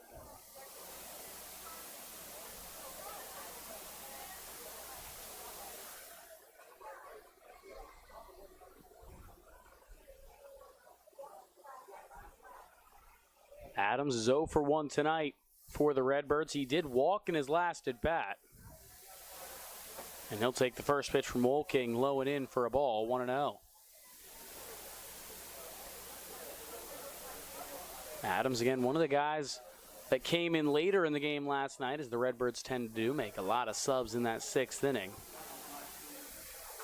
As that one's across for a called strike, 1-1.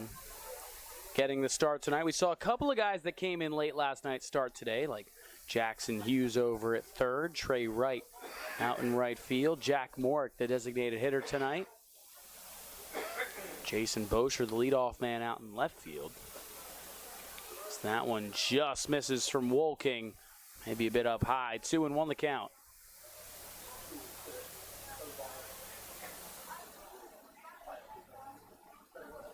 The 2-1 pitch. That one's chopped foul on the third base side, kind of leaving up 2-2.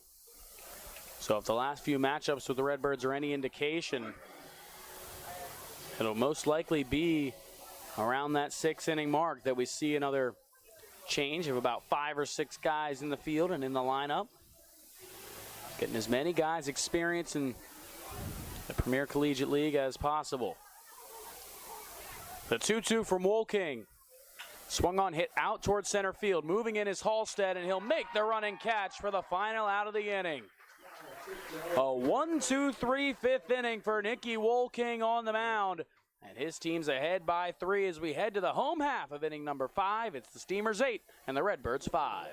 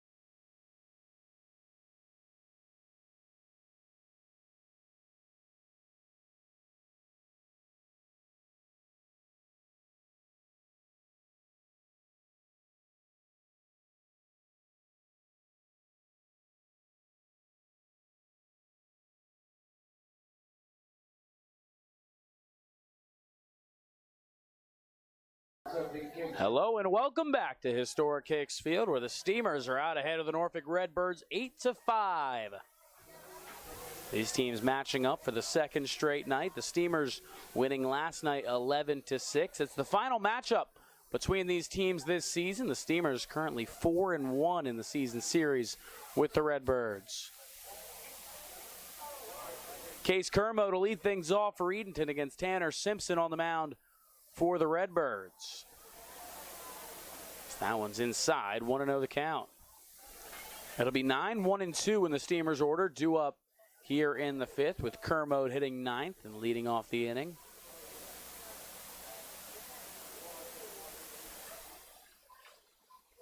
And Kermode will foul that one back, 1-1. Case walked his last time up, eventually came around to score on the 3-run home run from Alden Cottle, and back in his first at bat, he laid down a sac bunt to move a man into scoring position. And he'll let the 1-1 loop up high, 2-1 the count. It is his first time against Tanner Simpson in this game. Both of his prior at-bats came against Dylan Blazer, who started and went the first 3 innings for the Redbirds, allowed 6 runs on 6 walks and 4 hits. Kermode gets under that one, lifts it out to right field. Moving in from right is Trey Wright, and he'll make the catch for out number 1. And we're back to the top of the order for the 4th time tonight. Chase Bruno up to the plate now for the Steamers.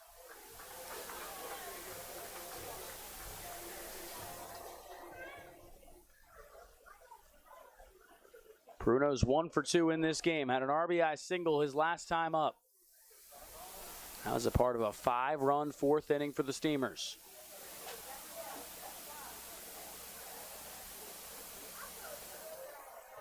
And Chase will take that one down low for a ball. 1-0 the count. So Bruno has that RBI single. He's also struck out and walked tonight.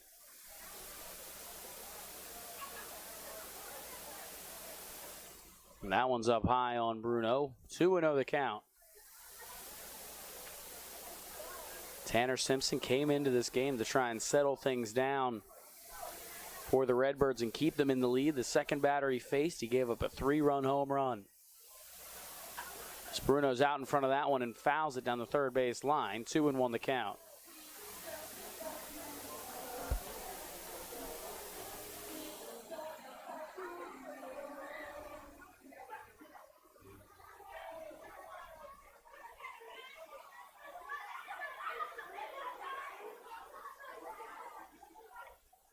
The 2-1. Bruno out in front again. He'll chop that one foul. 2-2 the count.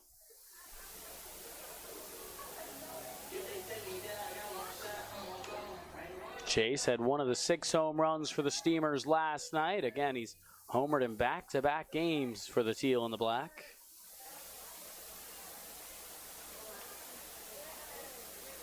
The 2-2 from Simpson. Swung on, fouled away by Bruno. He stays alive.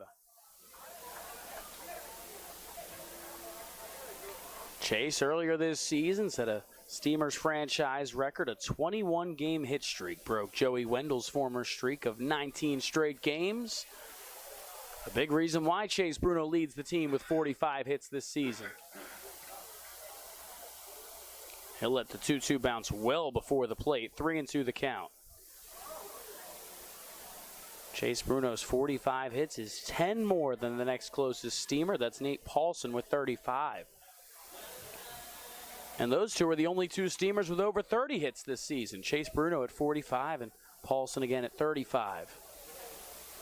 The 3-2 swung and fouled off the glove of Ben Adams. The count will continue on at 3-2.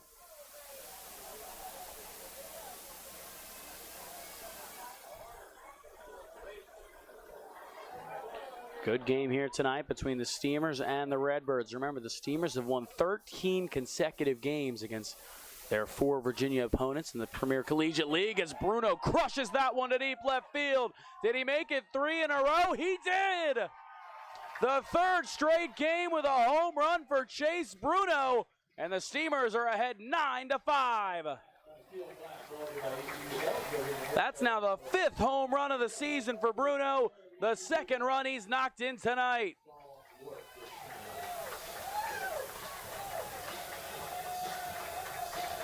The Steamers have 3 more home runs tonight after having 6 last night.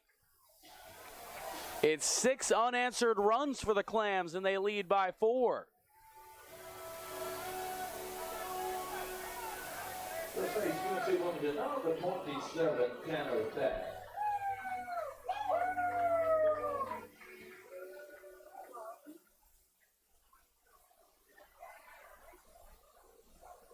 Tanner Thatch up to the plate now for the Steamers, and he'll foul that one away down the third base side, pardon me. 0-1 the count. Thatch has been uncharacteristically quiet tonight, 0 for 2 with a walk. This is now his second time facing Tanner Simpson in this game. And Thatch will take on the outside corner for a called strike, 0-2. Against Simpson, Thatch is 0 for 1 tonight with a ground out. Trying to get in on the home run party with the rest of the Steamers as he'll take a moment as Simpson steps off.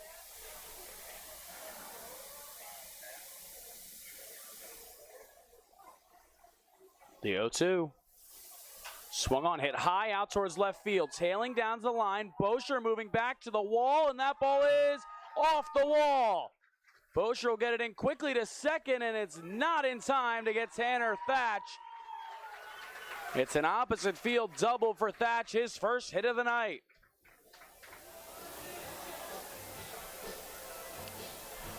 Tanner Thatch, you learn time and time again, this guy has power to all fields. He nearly hit a home run down the left field line the opposite way.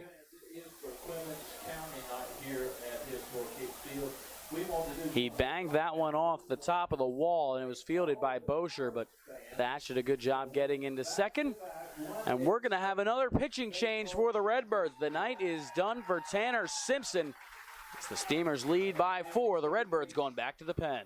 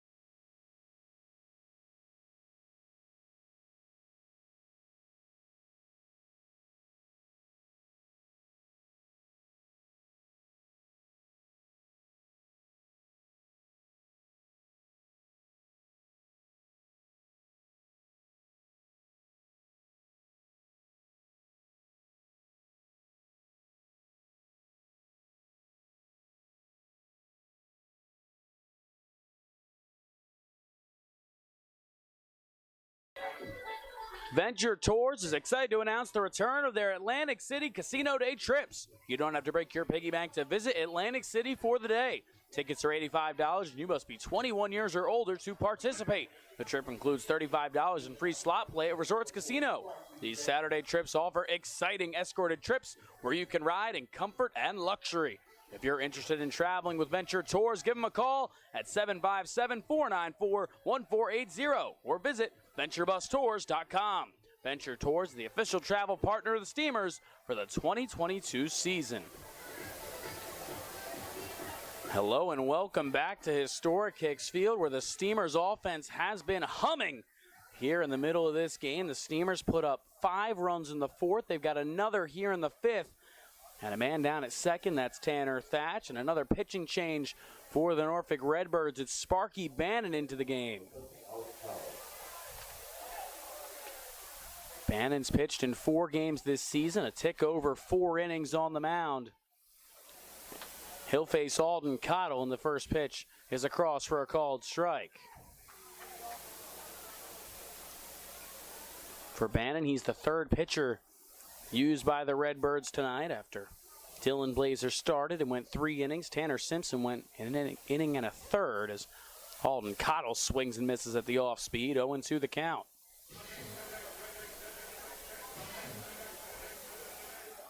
There was a point in this game the Steamers trailed 5-1. They've scored 8 unanswered runs to now give themselves a 4-run lead.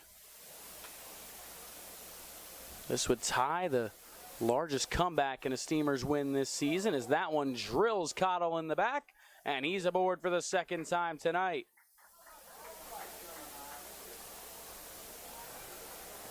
So Bannon lost it a bit there, and he hits Alden Cottle.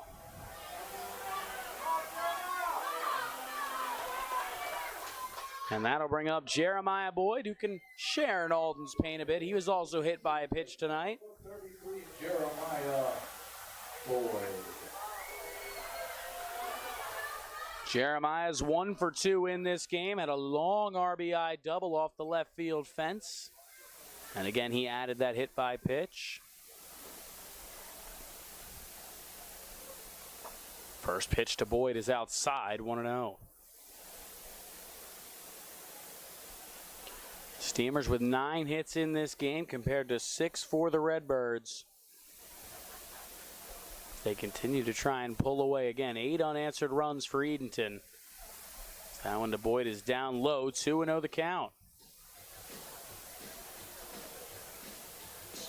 A lot of free passes to go with those 9 Steamer hits. They've walked 6 times and also been hit by a couple of pitches.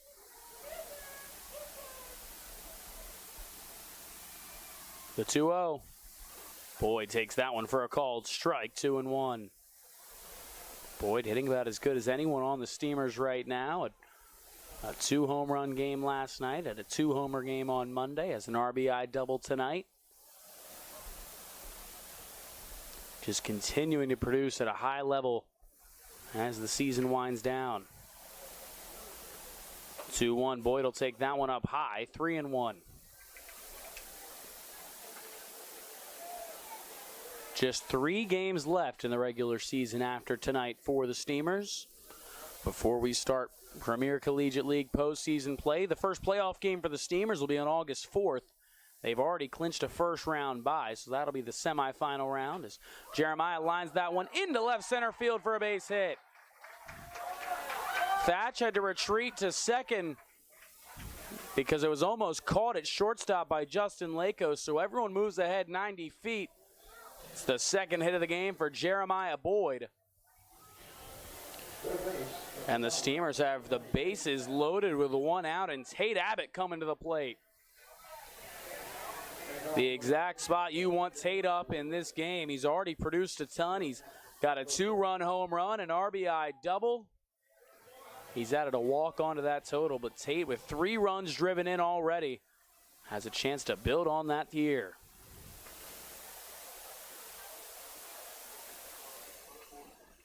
Abbott will take inside for a ball, 1-0.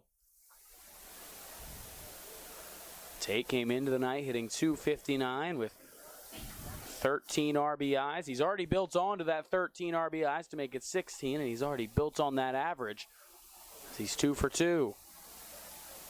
1-0, Abbott sends it high in the air down the right field line. Moving in from right is Trey Wright, and he'll overrun the ball in foul territory. It drops behind him, and the count will be 1-1. Tate Abbott gets an extra life.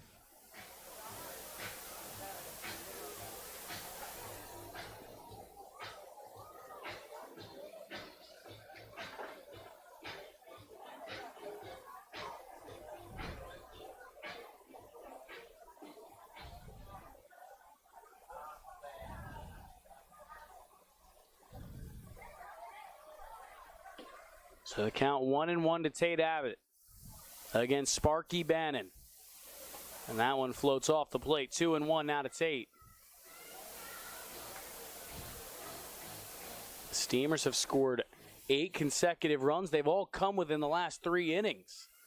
2 in the 3rd, 5 in the 4th, and 1 already here in the 5th. Abbott will take that one inside. 3-1 the count. I mentioned he can build on that RBI total. A walk here would do that with the bases loaded. But if I know Tate, you know he wants to swing the bat in this situation and help out his team in a big way. The 3-1. Abbott sends that one out towards right center field. Moving in is Jones from center. He'll make the catch. And Thatch is going to draw a throw from third, not tag, as The throw comes in quickly, so it's out number 2 here in the 5th.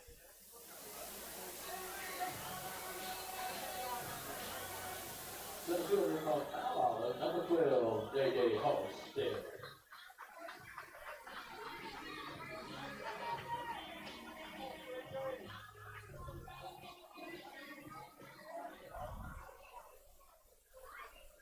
So that'll bring Davis Halstead up to the plate now with the bases loaded and 2 outs here in the 5th.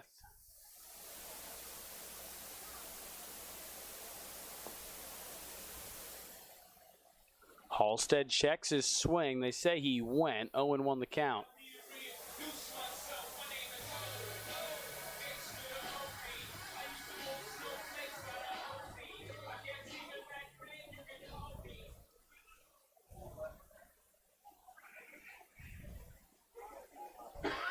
Halstead still looking for his first hit tonight. He's 0 for 2, and he's reached on a walk. He'll take that one outside. 1-1 the count.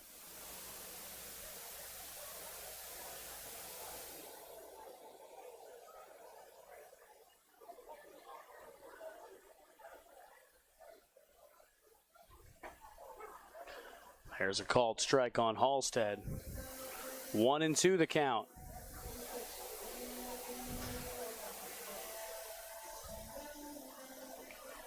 The Steamers trying to avoid leaving the bases loaded here in the 6th, and Sparky Bannon trying to get out of the jam for the Redbirds. Halstead pops that one up behind the plate, moving back is Adams, and he'll have to watch it float out of play, so the count will remain 1-2.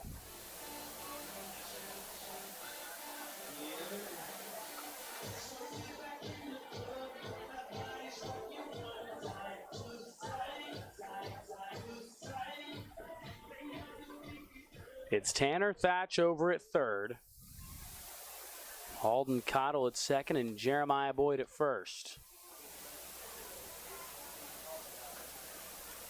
The 1-2, swing and a miss. He got him. Sparky Banning comes into the game and gets a couple of big outs to keep the Steamers' lead at just 4. They do add on here in the inning thanks to a solo home run from Chase Bruno. We'll head to the 6th here in Edenton with the Clams ahead 9-5.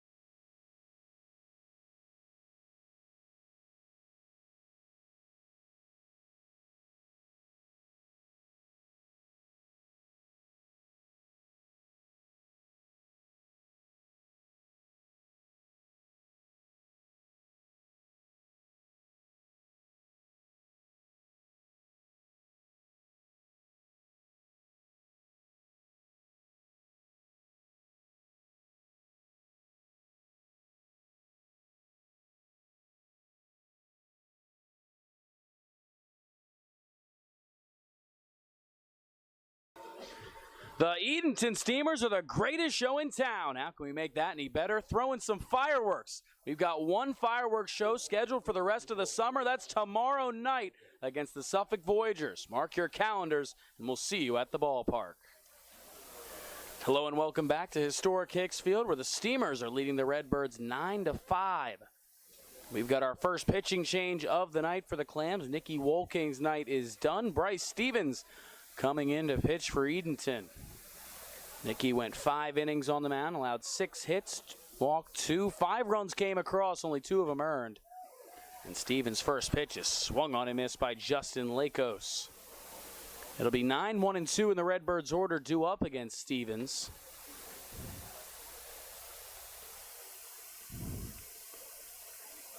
And that one's outside, 1-1 the count. For Bryce, it's his first appearance on the mound since July 12th when he threw 2 1/3 against the Tarboro River Bandits. So that one's up and in on Lakos, and the count's now 2-1. Overall this season, this is the 6th appearance for Stevens. He's thrown a bit over 15 innings, an ERA just under 7. 2-1 is swung on and missed by Lakos, 2-2. Lakos 1 for 2 tonight, had a 2-run single in his last at bat. Those were the last runs the Redbirds scored. It put them ahead 5-1 at the time, as that one's down low, but the Steamers have scored 8 consecutive runs since that single. They hold a commanding 4-run lead with Bryce on the mound. Here comes the 3-2 pitch. Swung on, popped up foul. Stevens went up high, so did Lakos. And we'll do it again at 3-2.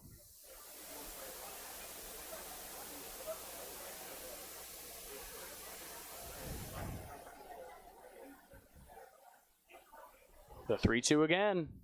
Swung on, hit high out towards left center field. Hunter Cole's moving over. He's under it, and he'll make the catch for out number 1.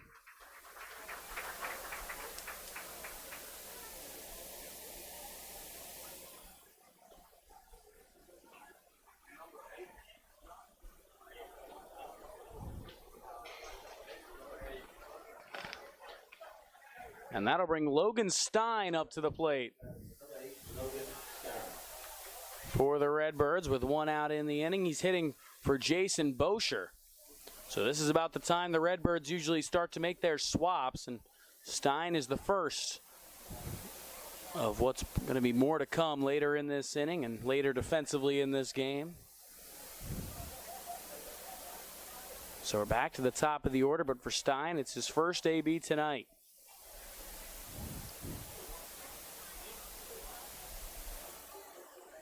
Stein did not play last night in the game, as he'll take up and in from Stevens for a ball, 1-0.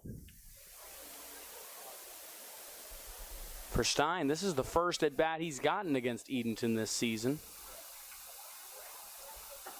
So he'll take the 1-0 for a called strike, 1-1.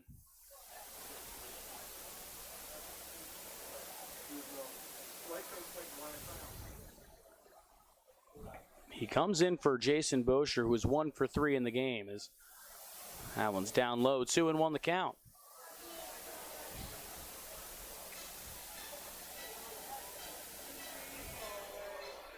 Steamers have retired 5 consecutive Redbirds.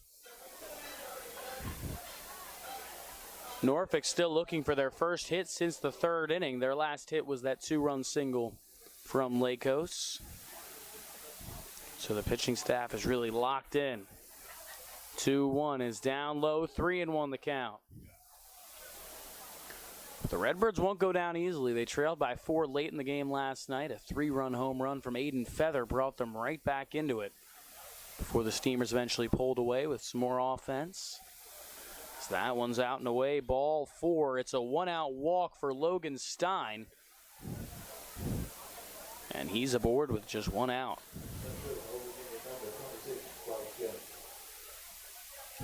Center field will stay the same for the time being for Norfolk as Bryce Jones is back into the box.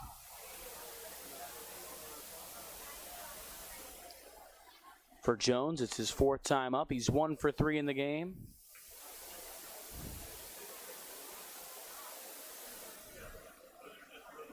And he'll take the first pitch he sees down low. 1-0 the count with Jones and Stevens. Again, it's been a good couple of nights for Bryce Jones. A hit tonight, and he had 3 last night. trying to build on tonight's performance as he'll take down in the dirt. And that ball got away from Kermode, and advancing 90 feet is Stein.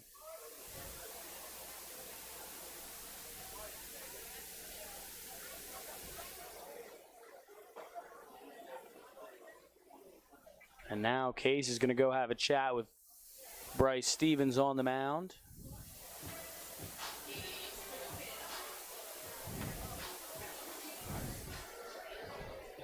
For Bryce, it's the first time he's faced the Norfolk Redbirds this season. We've seen him in a couple of exhibition games as well, pitched very well against the Clayton Clovers, a game the Steamers went on to win, and he threw 4 innings in a start against the Boone Bigfoots. That was way back on June 4th. The Steamers went on to win that game as well. Bryce, he started a couple of games earlier in the season before he was moved into the reliever role. Hasn't started since June 8th, but he's made 3 relief appearances since then. And this is only his second appearance on the mound in July.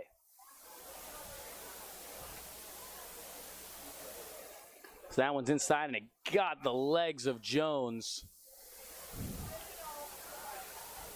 He'll get up and try and walk it off as the Redbirds now have 2 on with 1 out. And now he's going to go back down. That ball got him right in the legs, and he's going to take a seat.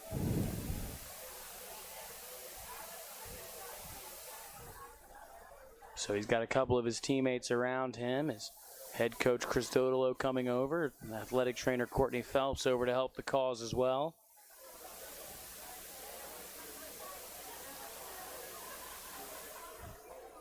So the Redbirds not going away, starting a rally here, and hopefully Jones is able to get back up under his own power. You don't want to see anyone knocked out of any game by injury. We already saw Hunter Cole get a bit banged up on a ground ball earlier in this game. He was able to stay in after limping back to the dugout.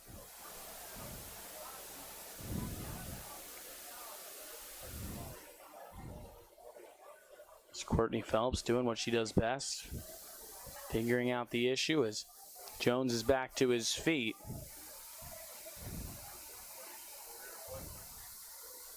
He's walking in the direction of first base, and he might not be able to continue in this game. It's a game the Steamers lead by 4. It's the second game between these teams in as many nights. The Steamers won last night 11-6 over the Redbirds here at historic Hicks Field. 5 of the 6 matchups between these teams have been here at historic Hicks Field, a place that the Steamers play very well, 17-5 in front of their home crowd this season.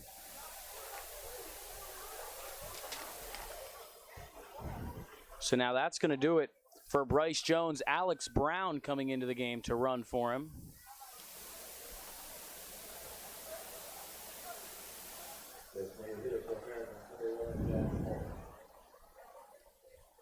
So Jones walking under his own power near the dugout, but probably not a great idea to have him start running around the bases after taking a ball on the leg. So back to the task at hand. The Steamers ahead by 4, but the Redbirds threatening here in the 6th. 2 men on and just 1 out.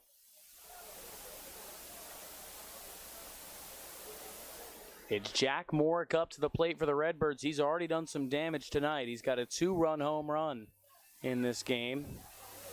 He's 1 for 3 overall.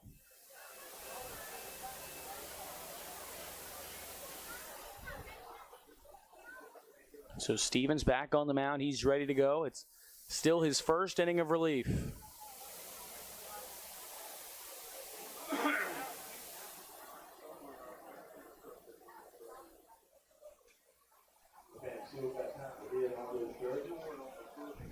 After a bit of a delay, after the injury to Jones, and now the Steamers giving a towel out there for Bryce Stevens. The umpire's trying to make sure it takes up the least amount of space as possible.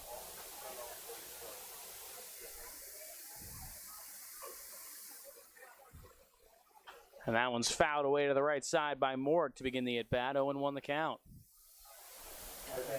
So we'll see if that delay helps or hurts Bryce Stevens. He's allowed the last two hitters to reach without a hit. He walked Jason Bosher. He's down at second. Or pardon me, Logan Stein, who came in to hit for Bosher. He's down at second. And Bryce Jones was hit by a pitch. 1-0's a bit off the plate against Morick. 1-1 the count.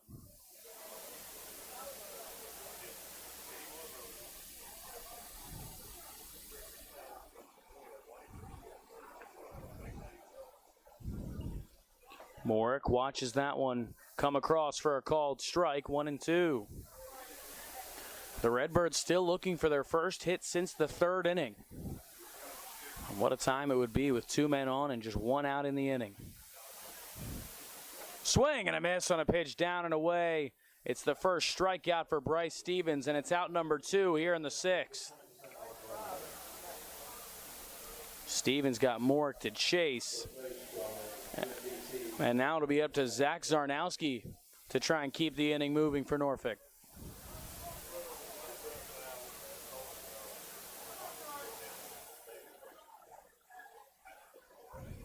Zarnowski's reached all 3 times tonight for the Redbirds as he takes a called strike, 0-1. He's got a couple of singles, and he's also walked in this game.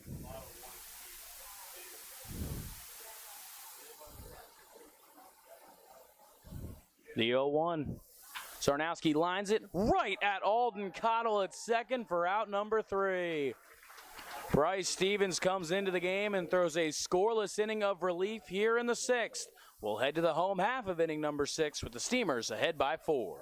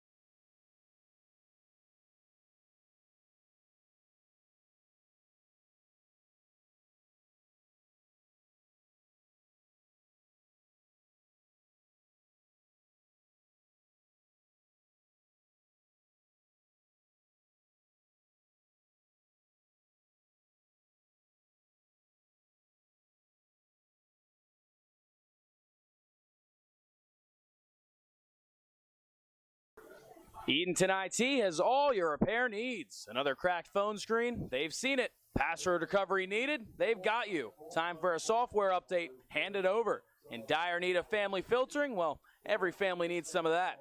Call Edenton IT at 252-573-4591 or visit them online at edentonit.com.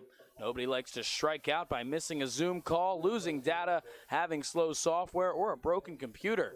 Once again, call Edenton IT at 252-573-4591 for all your computer service needs, or visit them at 203 South Broad Street in downtown Edenton. Hello and welcome back to historic Hicks Field, where the Steamers are ahead of the Norfolk Redbirds by 4 in the bottom of the 6th. Thank you so much to everyone watching tonight. I'm Luke Mealy, and we're on the Edenton Steamers YouTube channel. Only 4 games remain in the regular season, including tonight, before the playoffs are underway. Next week, just 6 days from today, the Steamers will be hosting a round 2 playoff game. Hunter Cole up at the plate now for Edenton against Sparky Bannon on the mound, and Bannon's pitch is outside. 1-1 the count.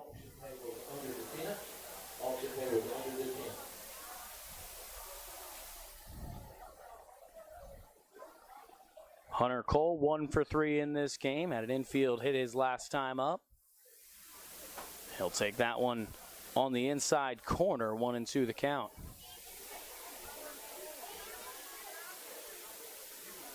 But again, the Steamers, in terms of playoff seeding, they're locked into that 2 seed out of the 6 teams in the Premier Collegiate League. They all make the playoffs as Cole swings and misses for strike 3. So with that 2nd seed comes a first-round bye for Edenton. That means their first playoff game will be in round 2. It's on August 4th, and we already know the Steamers will host someone here at Historic Hicks Field. Now, the opponent is still to be determined. The first round of the postseason will be on August 2nd, with 2 games being played at Lakewood Park that day to decide who will travel to Tarboro to face the River Bandits and who will travel to Edenton to play the Steamers, as Tyler West sends that one on a line the other way, and it's dropped out in right field. So West reaches on an error with 1 out here in the 6th.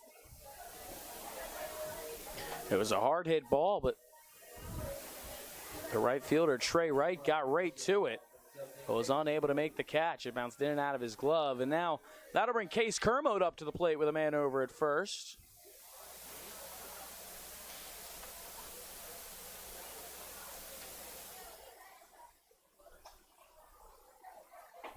Kermode's pitch is a called strike, 0-1.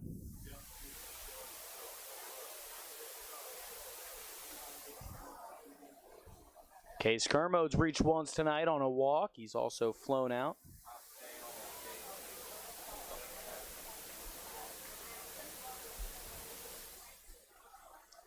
And Case will leave that one up high, 1-1 the count. Kermode comes into this game hitting .229, a .349 on base percentage.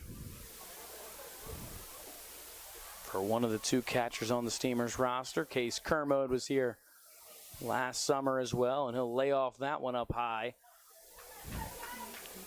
2-1 the count. It's really the 3rd season here for Case Kermode. Was an all-star last season here at Edenton.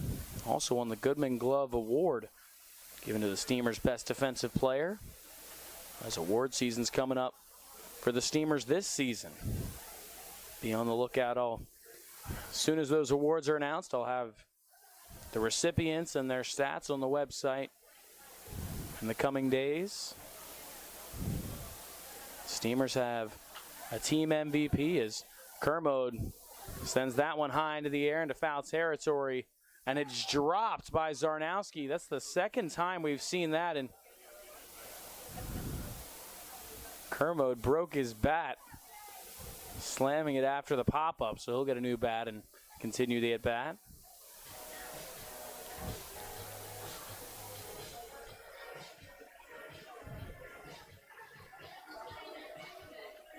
So it's now a 2-2 count with Case Kermode working against Sparky Bannon, who's come into this game and settled things down for the most part for the Redbirds. He's allowed just 1 hit, but otherwise he's kept the Redbirds at least within striking distance in a 4-run game. Because the 2-2 swung on off the end of the bat and foul for Kermode. Count will remain 2-2.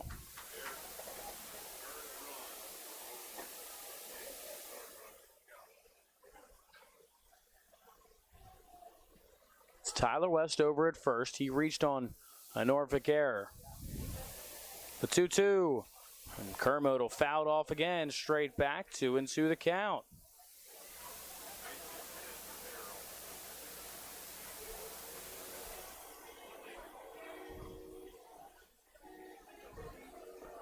Kermode again looking for his first hit in the last few games. His last hit was against the River Bandits on July 21st.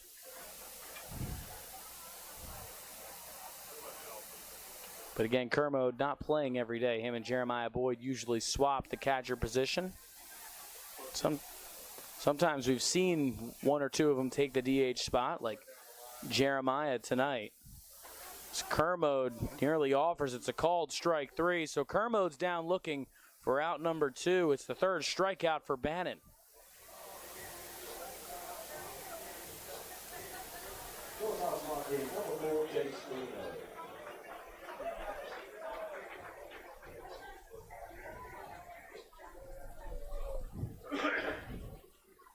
That'll bring Chase Bruno up to the plate with 2 outs here in the 6th.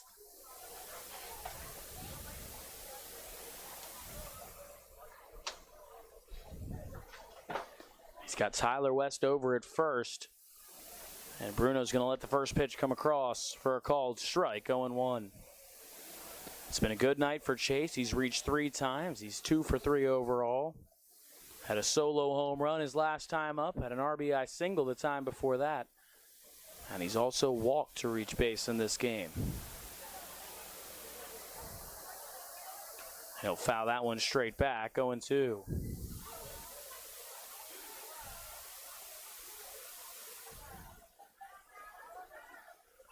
Chase Bruno continues to build his lead as the team leader in hits. He's now 12 hits ahead of the next closest steamer with 47 after his 2 hits tonight.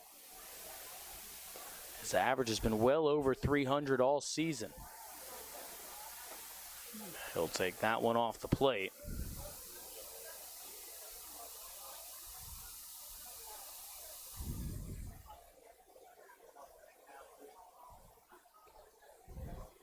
So Bannon working from the stretch. Bannon really taking his time on the mound. As Bruno lines that one off the glove of the shortstop, Lakos, and into left field. Look at Tyler West flying around second. He'll be into third head first. It's the 3rd hit of the night for Chase Bruno. And the Steamers have runners at the corners with 2 outs here in the 6th. First base, USC went to Norfolk, 27, man right there.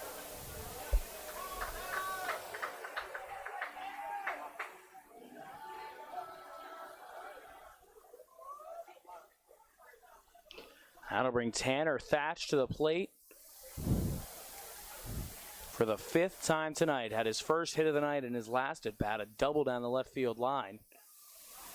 He's got 2 men on with 2 outs, and he'll take the first pitch on the inside corner for a called strike, 0-1.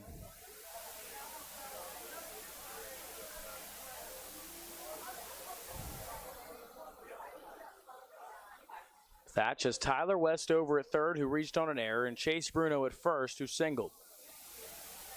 Thatch is 1 for 3 in the game with that double. He's also reached on a walk. That one's well inside, 1-1 the count.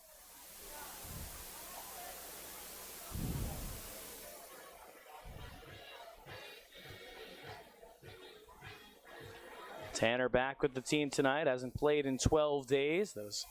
July 17th was his last game. It's only the 4th game he's played with the Steamers in July. And he'll line that one into right field. It's going to drop in for a base hit. So Tanner Thatch with an RBI single to extend the Steamers' lead. It's now 10-5, Edenton. It's the 2nd hit of the night for Thatch. It's the 3rd time he's reached in the game. That's hit number 12 overall for Edenton.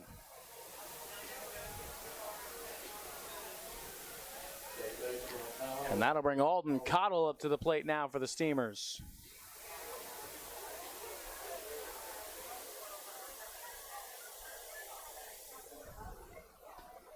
So it's the first run allowed by Sparky Bannon in this game, as Cottle will send that one high out to center field. Moving back is Jones. He's under it at the track, and he'll make the catch for out number 3. But the Steamers add another in the inning. An RBI single from Tanner Thatch makes it a 5-run Steamers lead as we head to the 7th.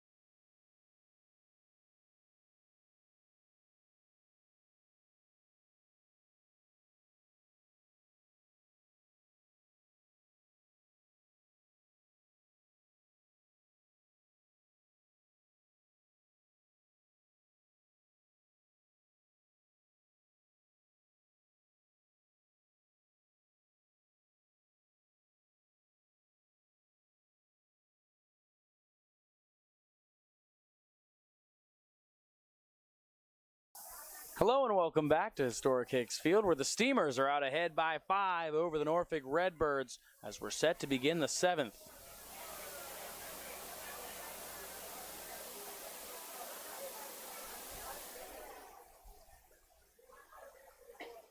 Okay, this is the last half inning to hit on those jerseys. The last half inning to hit on the jersey.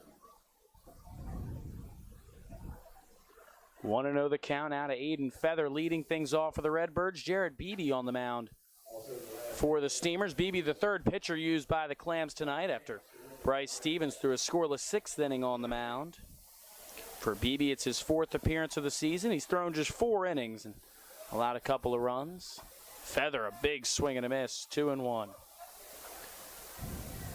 Beebe's mainly been used over at third base this season, had a couple of starts at first over the last week and a half, but mainly one of the third basemen used for Edenton.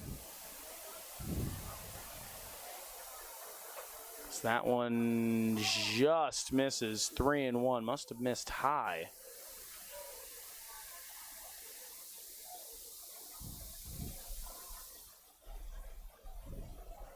For Beebe, he hasn't pitched since the 14-1 loss to Tarboro.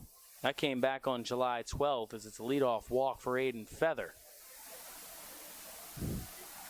And the Redbirds, they don't have a hit since the 3rd inning, but they've been able to keep reaching. That's the 3rd time Feather's reached tonight, his 2nd walk.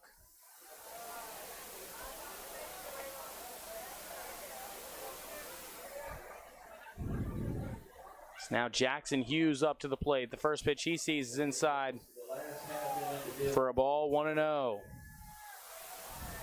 As the rain starts to come down here at Historic Hicks Field, the Steamers are ahead by 5, and we've played 6 innings.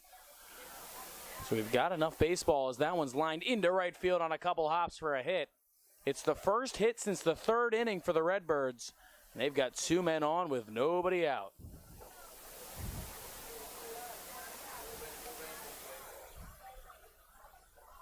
We'll see if the Redbirds can get a rally in before this rain starts to pick up.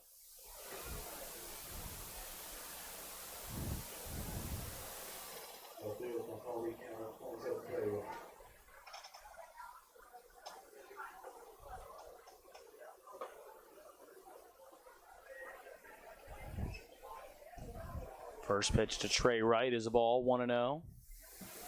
Wright is 0 for 2 in this game. He has reached on a hit by pitch. That one's inside, 2-0.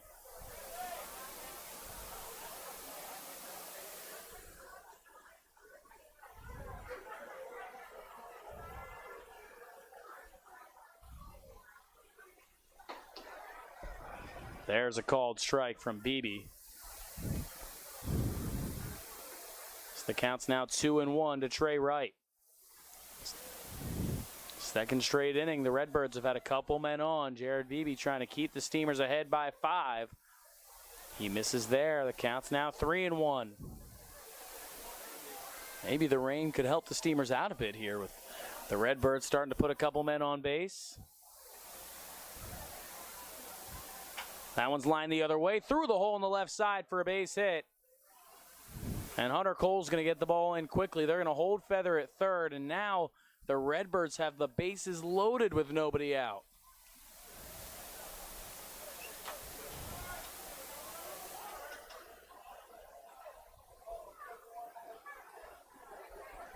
So that'll bring a new hitter up to the plate for the Redbirds. It's Trevor Self coming into the box.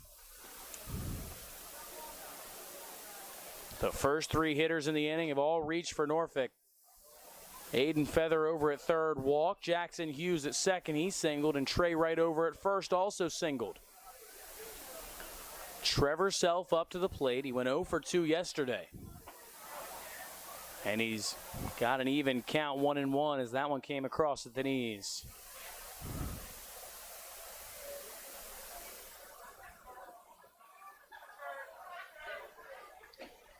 That one's a bit off the plate. 2-1 the count.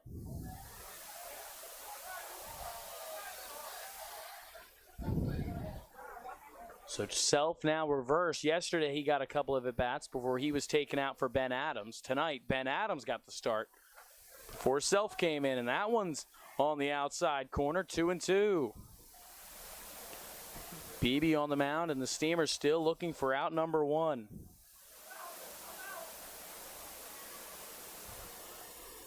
And now Beebe will step off. 2-2 the count. Still looking for out number one.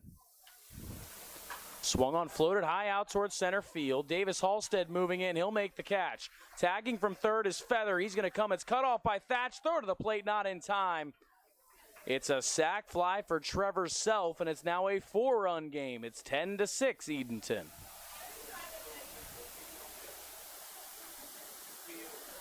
Now, we had a couple of close calls on sac flies against Tarboro. The Steamers thought a couple of guys left early, but neither appeal was reversed. They were both called safe on the play. As Justin Lakos will step into the box. Still 2 on base for the Redbirds and 1 out in the inning.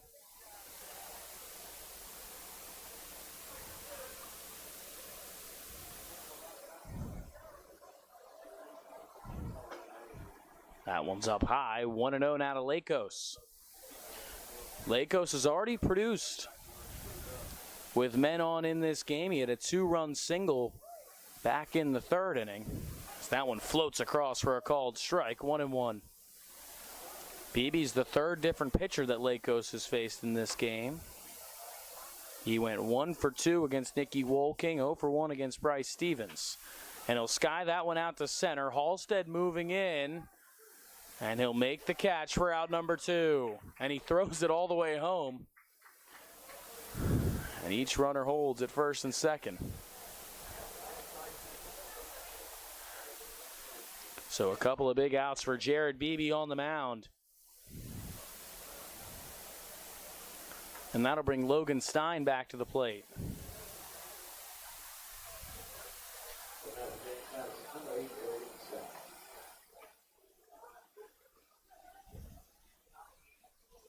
Logan Stein walked in his only plate appearance tonight. He came in for Jason Bosher. Bosher went 1 for 3 in the leadoff spot as that one misses for a ball.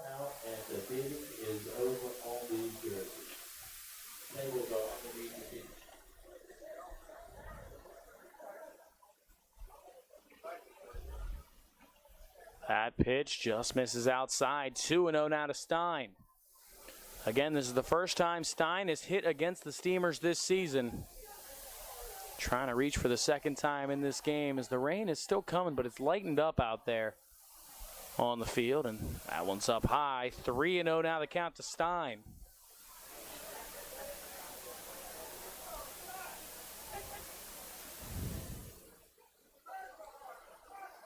The Redbirds have the tying run in the on-deck circle, trying to bring him to the plate. The 3-0 pitch.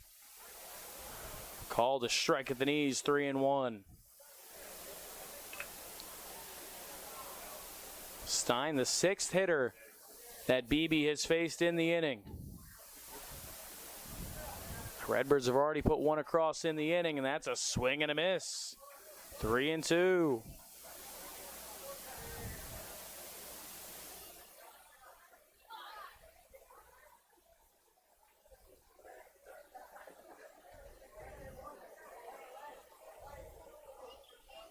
Three and 2 the count, 2 outs. Runners go.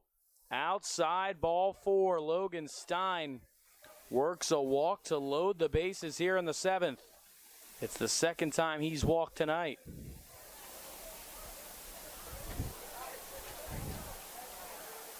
That'll bring Alex Brown up to the plate.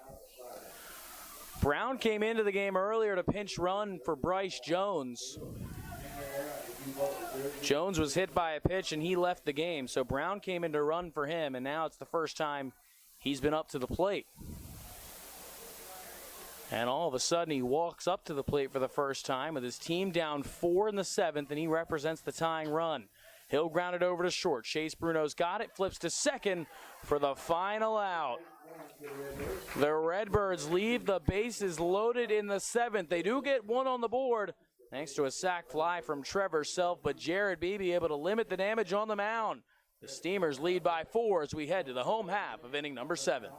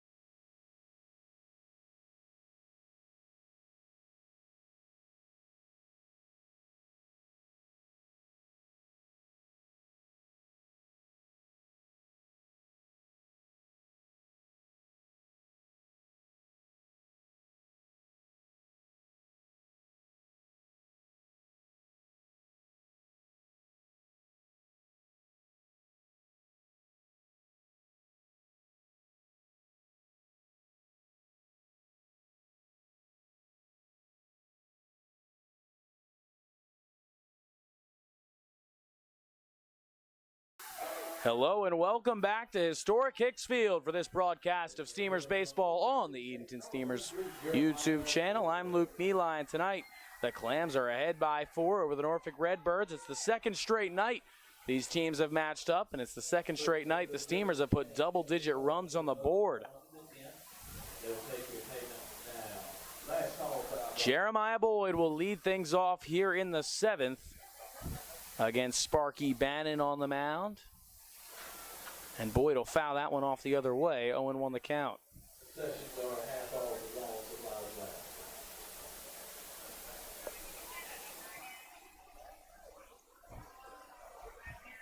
Jeremiah Boyd, 2 for 3 in this game. A single, an RBI double, and he's also hit by a pitch to reach for a third time. And now Adams is going to go have a chat with Bannon.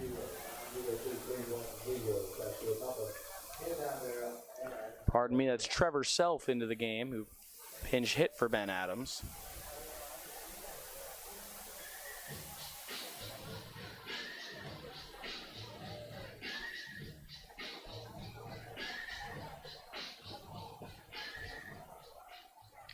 So Jeremiah leading things off here in the 7th against Bannon, the third pitcher used by the Redbirds tonight.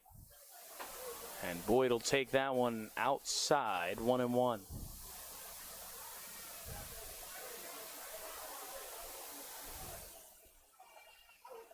Jeremiah in the designated hitter role for the Steamers in this one. Case Kermode taking over duties behind the plate, so Boyd only focusing on swinging the bat tonight as he fouls that one away to the right side over the fence and out of play.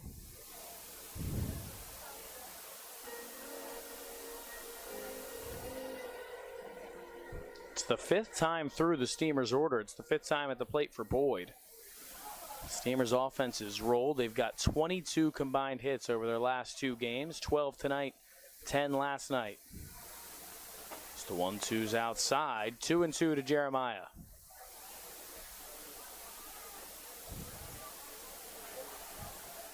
And now in each of the last 2 games, the Redbirds have put 6 on the board, but they've just given up too many runs to the Steamers. They had 11 last night, 10 runs already tonight. That one's inside on Boyd. 3-2 the count.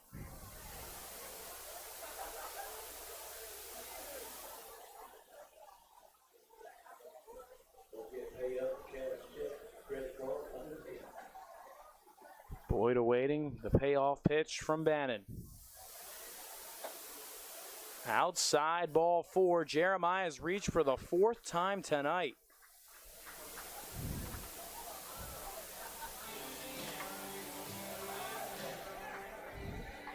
And the Steamers have a man over at first and nobody out as Tate Abbott comes to the plate.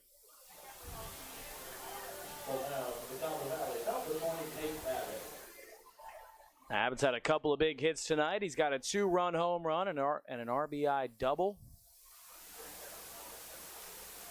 And Tate will take the first pitch he sees down low. 1-0 the count. He's also reached on a walk in this game, so it's been 3 trips around the bases for Tate. Bannon working from the stretch. The 1-0, and Abbott will flip that one the other way out over the head of Lakos at short, and it drops in front of the left fielder Stein. That's the 3rd hit of the night for Abbott, and he's now a triple away from the cycle.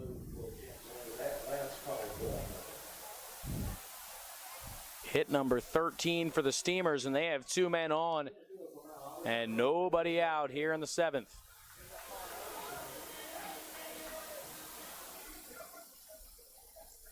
It's Davis Halstead coming to the plate now for the Steamers. Davis 0 for 3 in this game. He's reached on a walk. He'll swing and miss at that one. 0-1 the count. Davis came into tonight hitting .429 with a .474 on base percentage, and now that is with less at bats than most of the other guys. Just 35 ABs for Halstead up to this point in the season.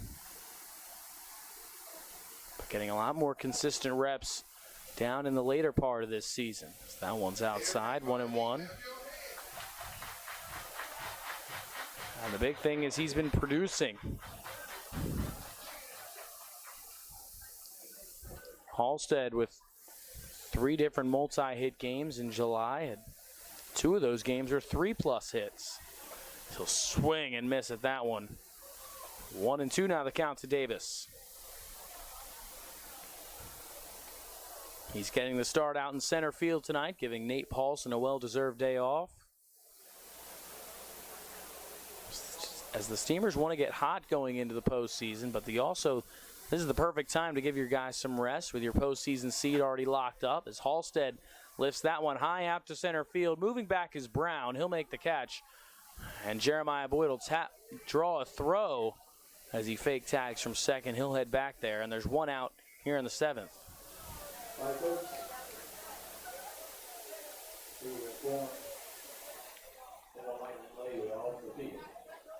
And we're now entering a lightning delay here at Historic Hicks Field. When the Lightning's within 10 miles, you don't want to keep going. That's a rule here in the PCL and here at Historic Hicks Field. So the Steamers are out ahead by 4 here in the 7th over the Norfolk Redbirds, looking to make it back-to-back victories over Norfolk. We'll take a quick break, and we'll keep you updated on the situation.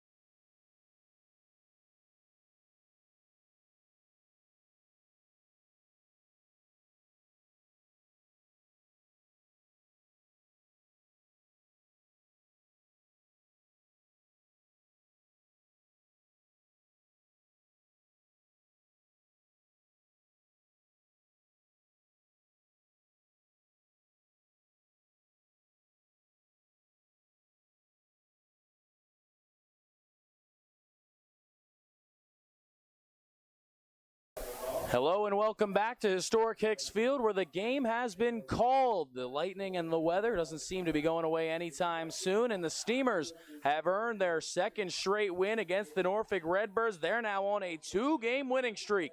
The Steamers improved to 24-10 overall, 20-10 in PCL play. That's their 14th straight win against the teams from Virginia in the PCL. And they'll be back here tomorrow night. It's fireworks night against the Suffolk Voyagers, the last place team in the Premier Collegiate League. So the Steamers win it tonight in a shortened game, 10-6 over the Norfolk Redbirds. Steamers once again now 24-10. We will see you tomorrow night against the Voyagers.